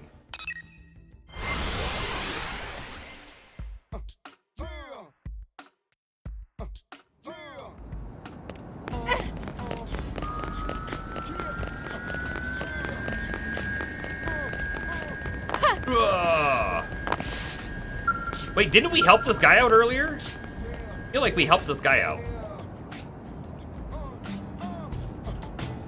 Maybe not. Maybe it's the same location, though. If it's secondhand goods at ridiculous prices you're after, Graham's your man. I'll give you the deals the retail guys wouldn't dream of. Professor B sent you? Ah, nice. He's one of my best customers. Car-wise, I've got a few options lined up for you. On the left there, you've got a blue standard model. Middle one's a junker. Then we got my red beauty. What's your pleasure? Whichever you like. I'll knock a chunk off the price for you. He wanted the best car he could get, so luxury, I guess. You have a good eye, buddy. Top of the line taste. This baby's the sweetest ride on Mira, or anywhere else. Probably the most expensive, too. But you tell me, is there a better use for 100,000 credits? Ha! The answer is no, by the way. We have it. Thanks much. I'll deliver to Professor B's place for you free of charge.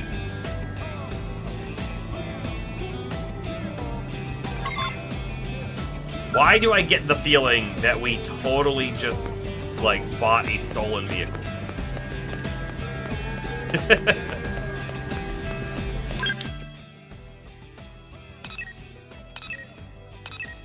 I can teleport to his lab now. How about that? That might mean we have to come back here a lot. Alright, so there's the car.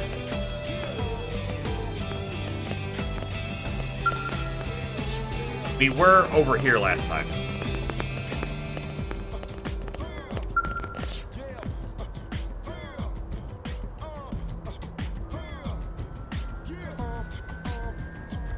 Come on, Vevin!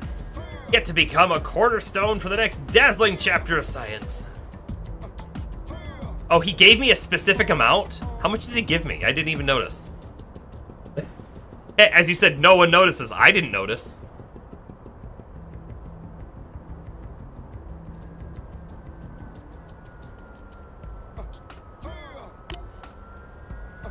You Manon are disciples of science, aren't you? Now stop your whining and get in the dang car. Sorry, Professor B, but I don't think this thing is more of a... but I think this thing is more of a tombstone than a cornerstone, you know? And I'm probably too young to die. Dang, I finally get a test rig up and working and you're gonna pull this crap on me? Let's ask what's going on here. Absolutely nothing. That's the problem. I brought my assistant Vevin here to play a guinea pig for me, but he's gone chicken. Gave him the honor of riding in my Miramobile time machine. He repays me with silly tantrum. After you went to the trouble of getting us this sweet ride. No more excuses, Vevin. Are you trying to put all this poor woman's hard work to waste? Well, I don't want to do that, but time travel seems pretty dangerous, doesn't it? I'm as intrigued about science as anyone, but I've only got one life to give to it, you know? What, you don't trust me? If you're so confident, maybe you should be the one to take it for a ride, Professor. You're weirdly insistent that I be the one who tests it, you know? Well, of course! If I got sucked into a stray blah, I'd be torn to shreds in an instant! Leave it to me, it's fine, I didn't say a thing. I think that's probably the opposite of fine. Either way, I'm not getting in that vehicle. And then it appears we are at an impasse here. Hey, kid, help me talk some sense into this fool. I want a third option, and that third option is no. Persuade him. Suppose you seem like a smart person. Different than my scientific mind, maybe, but still. Hear what you're saying, but none of it proves that I'll be alright if I get in that time machine. That makes sense. What's that? Even if the test fails, Professor B will eventually succeed? And then he just needs to jump back to the moment before this test? And that way, the machine from that successful trial will replace this initial failed prototype? Meaning I won't actually die in the canonical timeline? Yeah. Yeah. Yeah. I feel like there's some circular reasoning in there somewhere, but I think I'm warming to the idea. Alright, Professor, I'll ride in your time machine. I hope I don't regret this. Honestly, it kind of doesn't make sense. So, if he died in... Let's think about it. If he dies in a time machine now, that's going to impact all of the future tests and research and work on the time machine. So, if you then made a time machine later and came back and replaced it, all of that stuff wouldn't have happened anymore, and that's a paradox, right? Because all of that stuff to make the time machine didn't happen, it just showed up. But in order for it to show up, you have to do all that other stuff. So I don't know if it works. But that's only in, like, linear time theory, where, like, there's a single path, and if you go back, it's a new path that comes off of it, and it's the only path. There's branching time theory. Branching time theory could work, I guess. You'll do it? Ha-ha! I'd expect nothing less from my intrepid Manon assistant. And nice work with the smooth talk there, ma'am. All right. Now that we have a test subject, let's get this party started. Hurry up and get in the Mirror-mobile, Vevin. I'm ready for you to send me to whatever dark corner history you want, okay? Yeah.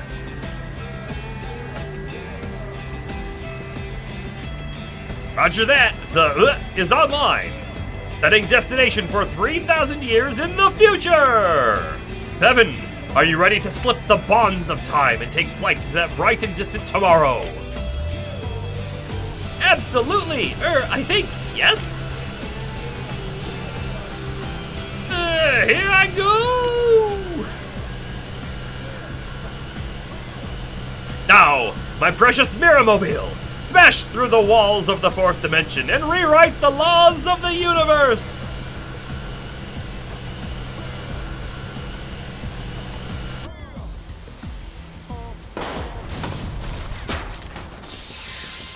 I don't know if that sounded good or not. I think it didn't work.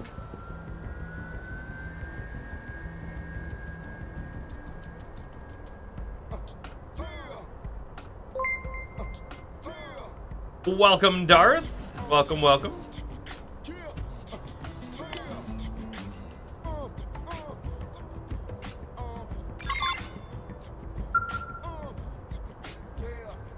It didn't work.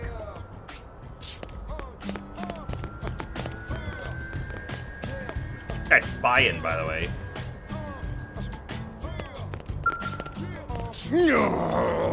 Whoop, whoop. What in the name of Sir Isaac H. Newton? The sucker hasn't moved an inch. Been alive more than 1,000 years, but this is a first. What could have gone wrong? Wait a minute. What are you all doing 3,000 years in the future? Vevin, come on. You didn't time travel. Did you perhaps follow me here in another one of the Professor's time machines? Thank you for coming, Professor. Are you folks ready to go explore the future?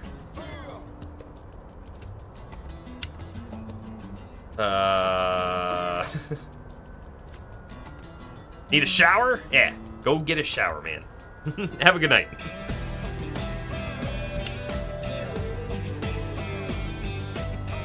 Let's humor him. The total lack of change in scenery after 3,000 years is rather remarkable, don't you think? It makes one wonder what happened to civilization in all those years, doesn't it? Oh, will you stop talking already? Clearly, trusting you to pilot my machine was the biggest mistake ever. Dang, the numbers were there, it hit the threshold. If that wasn't enough, then attempting to counter navigation may be the only option left to us. In theory, that should allow for blood in every, even in a special temporal axis.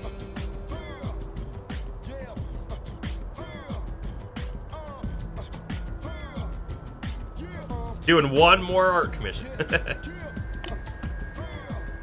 Yes, that is surely it. I'm sorry to bother you again, kid, but could you bring me some of the topaz wine dropped by the primordial creatures called insulas? Get me that, and I'll drive my machine through time. I swear on every speck of science in my brain. I already have it. I already have it.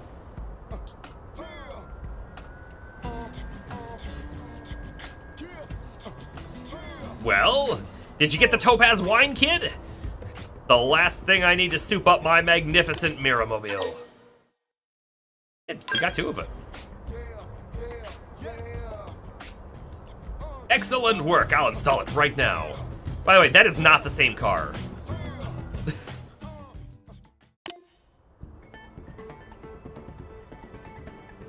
There, done.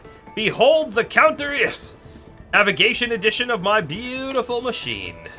It's my ultimate creation, capable of overriding every causal factor in Miran spacetime. Piloting this time. A most astute question. I certainly can't trust that shrimp to do it. This time, I'll drive to the future myself. The perfect pilot for the perfect machine.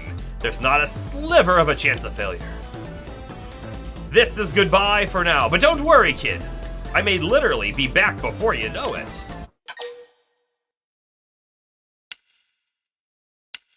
Send him off with a smile.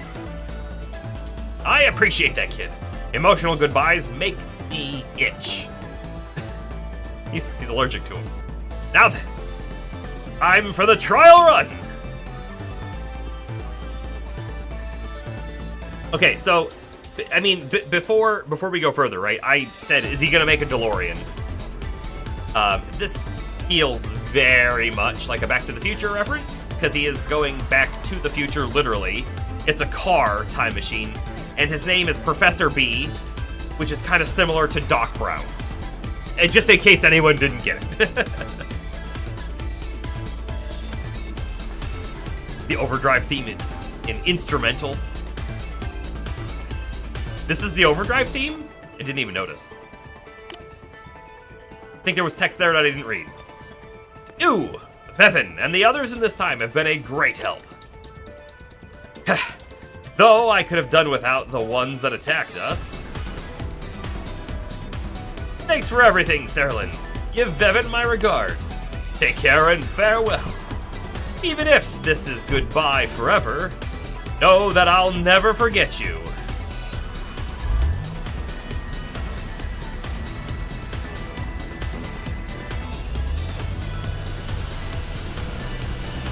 Haha, that's right! Tear through that with blank girl, we're off to the future!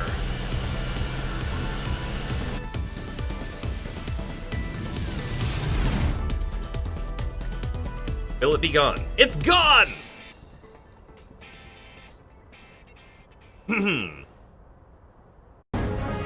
I wonder. Oh, we got the Miramobile holo figure. I wonder if we will actually see him again. That would be kind of neat if we do. Where did Professor B go? He asked me to buy these parts he was running low on. What? You went home to the future? Just like that? We did everything together all this time and now he just takes off?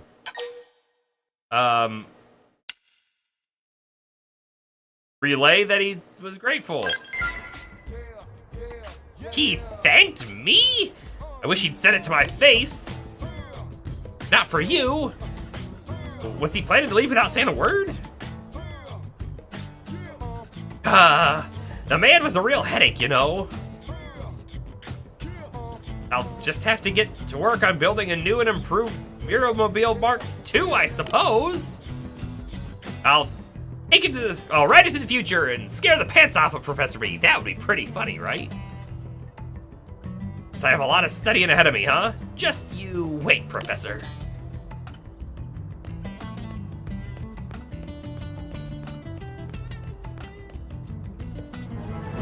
I mean, he disappeared, but we don't know if he time traveled. He could have just teleported, which also feels, you know, like something that isn't doable by any of our technology.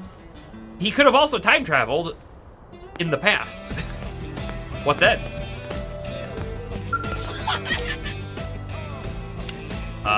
Let's ask him about Professor B.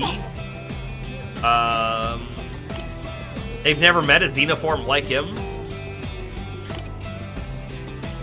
So, I mean, legitimately, maybe he was from the future. We say.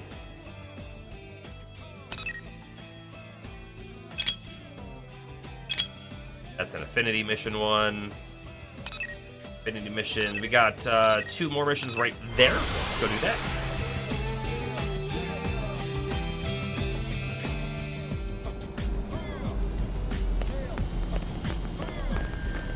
Okay. Hurry up. Our brand, Belle Betty Fashions, prides itself on offering products made for women by women, no matter what species they may be. So far, we've only been able to reach a human audience. Want to succeed on Mira, we need to start bringing Manon women into the fold. Which is precisely what I've tasked Panyar here to accomplish as head of our new Manon sales division. Hello, hello, leave it to me, okay? As the rising star of non-human fashion, I'm positioned to revolutionize Manon apparel, you see? But, in your opinion, how does current Manon fashion strike you? Doesn't it just all look the same?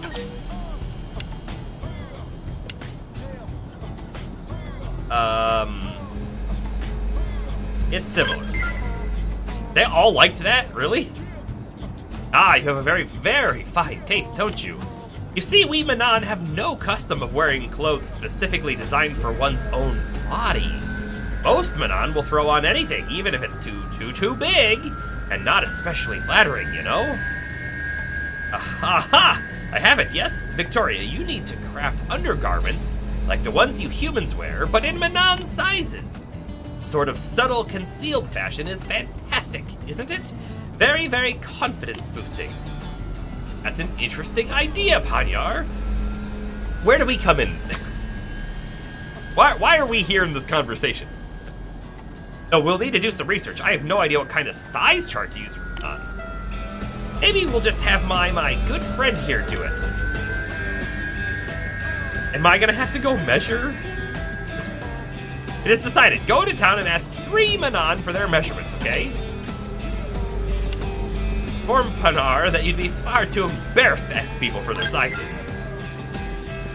Embarrassed? But it's only data, isn't it? Raw numbers. The questions are no bother to us Manon, you see, so there's no cause to be embarrassed, okay? Plus, I am very, very, very busy, so it has to be you. I need Panyar to stay here and start working up some designs. I understand it's rather sudden, but would you mind helping us? We can shake up New LA apparel scene together. Oh, and in addition to the measurements, we need material to craft the garments. A handful of supple leather would be perfect if you could track some down. We might actually have that. This is like required level 4, recommended level 4. Appreciate all your help. This division is brand new, so we're still rather understaffed. Many, many thanks. Let me get you the names of 3 of my friends who are likely to give you their measurements, okay? For juniors, talk to Viverta. For misses, see Aelis. And for older women, ask Vipone, okay? They should all be in New LA somewhere, so go get those measurements, all right?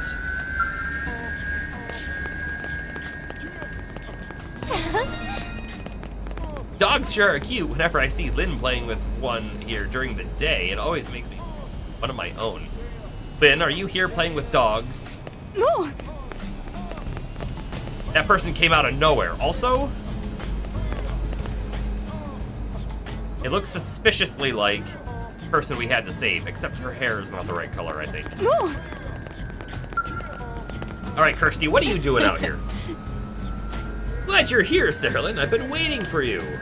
You're the only one I know who can handle this, so let's get you briefed. Sure, we'll listen. As you know, New LA now has a number of non-human residents, thanks to these xenoforms. We've seen leaps in our technology and an exponential growth in trade. Fortunately, our Moranium consumption has also spiked to an alarming degree. The amount we're excavating with our existing data probes simply can't keep up. I'd like to ask your help in mining enough to get us out of this bind, perhaps by expanding your nav grid further out into Oblivia. Yeah, exponential growth! While you're out in Oblivia, I've got a few other objectives you can take care of out there. First, I need you to gather 7 or so mole worms. Those ugly little things consume uranium, which is quite valuable.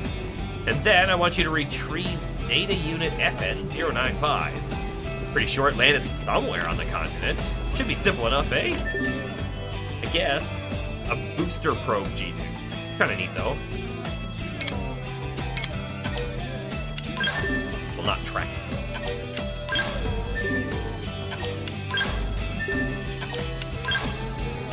And I'll make sure to tell the Xenoforms bemoaning a lack of materials that I've got our Ace Blade operative on the job.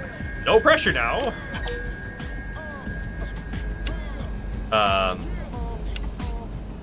You're the sharpest blade in the drawer. Lynn liked it.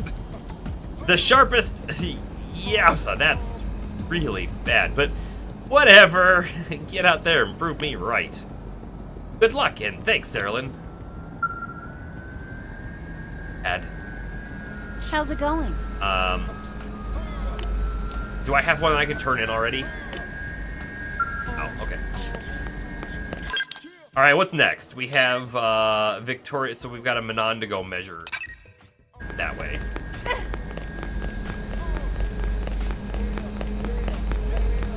Can I jump on the car? Oh, you go through the car. And I wanted to ride it, you know? What? You need something, perhaps? Because I'm not working right now, so I'm basically doing nothing, which I guess makes me free for whatever.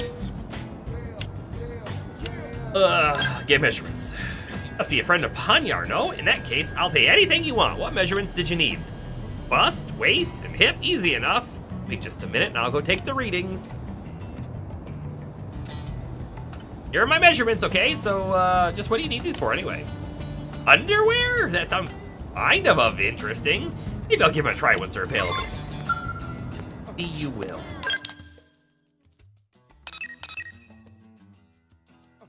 Heart to heart with Lynn. It requires a dog, I guess? I don't know.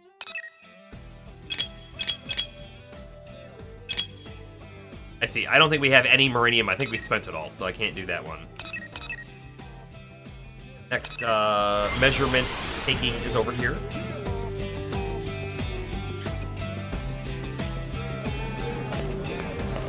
Right here. Whoa!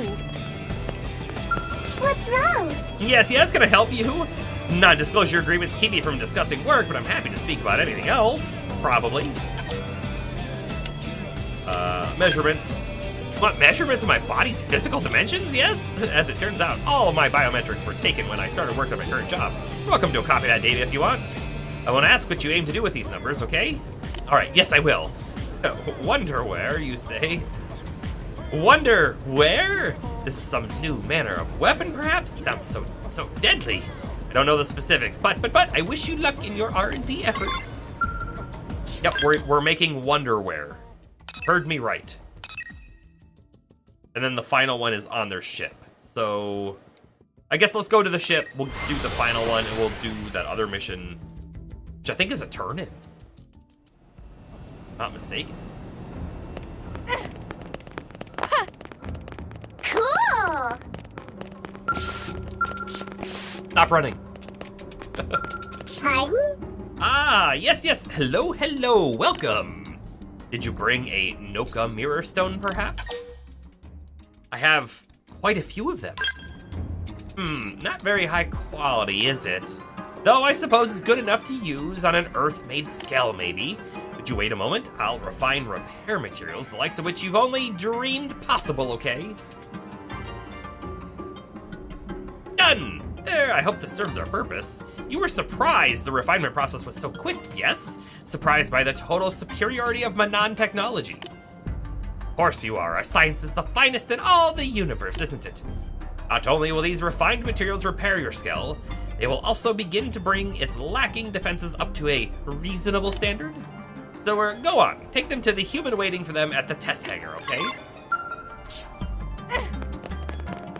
We're gonna jump down.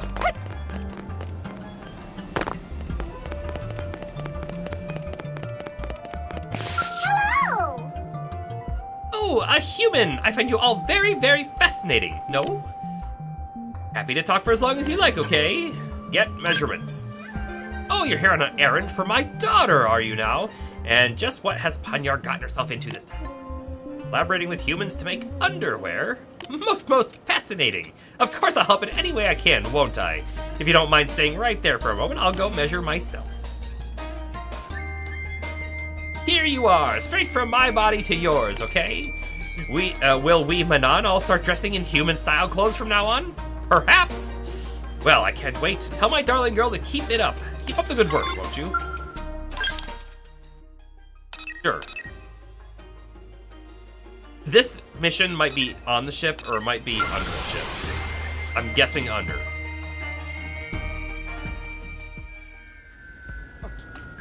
Under. Boss Dyke? That's a name. Hey. Oh there, friend! Would you lend an ear to some of my poetry? The words are free if you wish it, though tips are always welcome. Ask if he is one of the Celeste Three. Egads! How is it you know of the tragedies of my past? The mass disappearance just after our arrival here on Mira. The three of us were left behind as everyone else involved simply vanished. I'd assumed the truth of that incident would remain forever obscured, and yet, no, this is fate. The will of the heavens, a chance of which I never dared dream. Oh, Muse, thou art a beast of fire.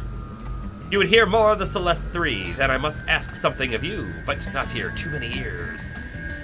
These scrabbling wretches knew that we carried a load of white gold the streets would burn with the chaos of avarice.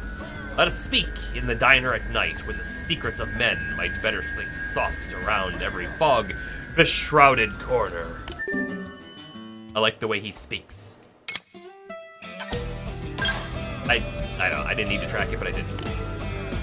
Yeah. Moving on. Have another mission to grab real quick over here. And then hopefully we get over there before his quest is up.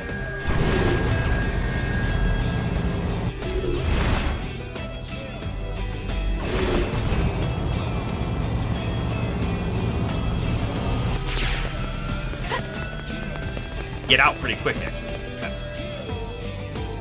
Cutscene?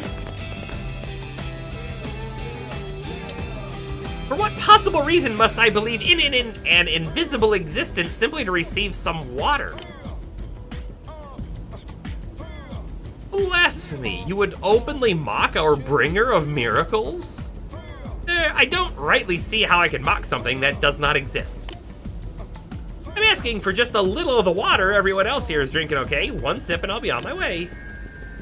Such presumption, and yet even still, our God decrees that his miraculous water be shared with you. If you refuse to join our faith, the cost will be 2 Assassin Spring kills. Out of the question, yes? Now stop the stubborn selfishness and let me take the water I need. I tend a large flock of Manon, but never once have I met someone so rude as you. Aelith, please remove this unbeliever from the premises.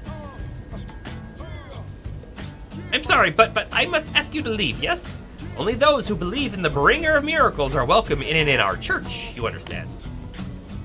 You seem incapable of such faith, don't you? As a fellow Manon, I pity you.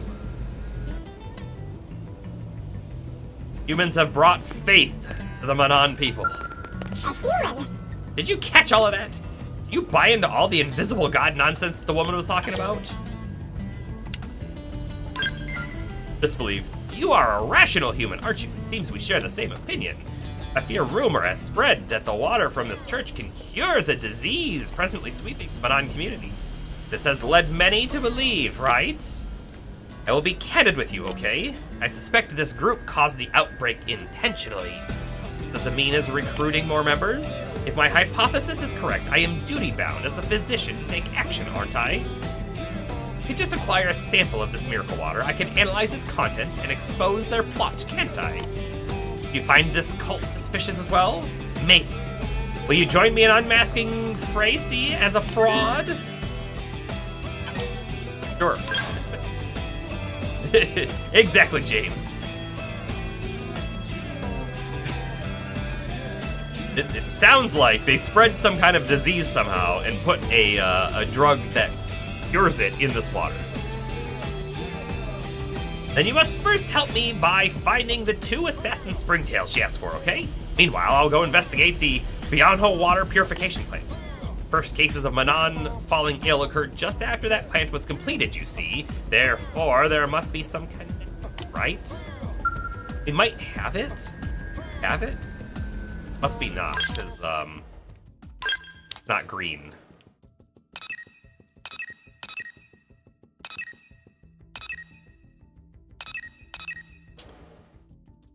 Okay, we have now obtained all of the missions that are here. We have a whole bunch of new missions to do out in the world. And we were just up here, too.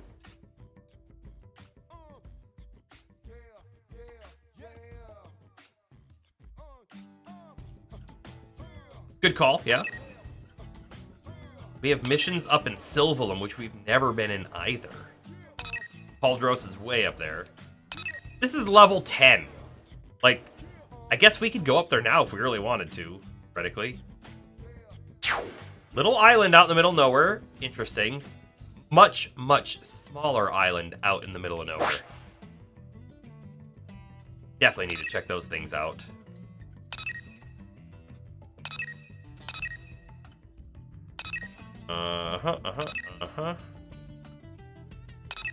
Alrighty. So we have a lot of things to do next time. Next time we have so many things to do. Honestly, we might do some more side mission stuff and then get back to the main story a little bit later. But there's our game save for the night. By the way, network was wonderful all night, wasn't it? I think it could still be a little early to say, but I have a feeling we are set from here on out. So we should be smooth sailing dreams. something. Thank you everybody for coming and hanging out with me tonight. We'll stream again soon, real soon. Maybe Friday.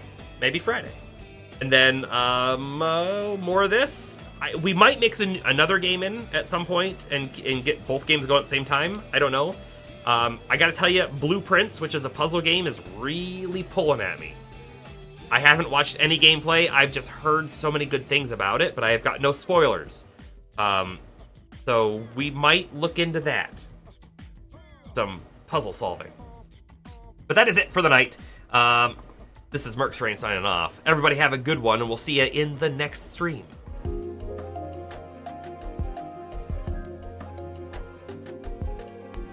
For all the new people that were here tonight, thanks for joining in with the new follower of Brody Gamer 8000. Again, thank you, Bomber, for the 200-bit cheers.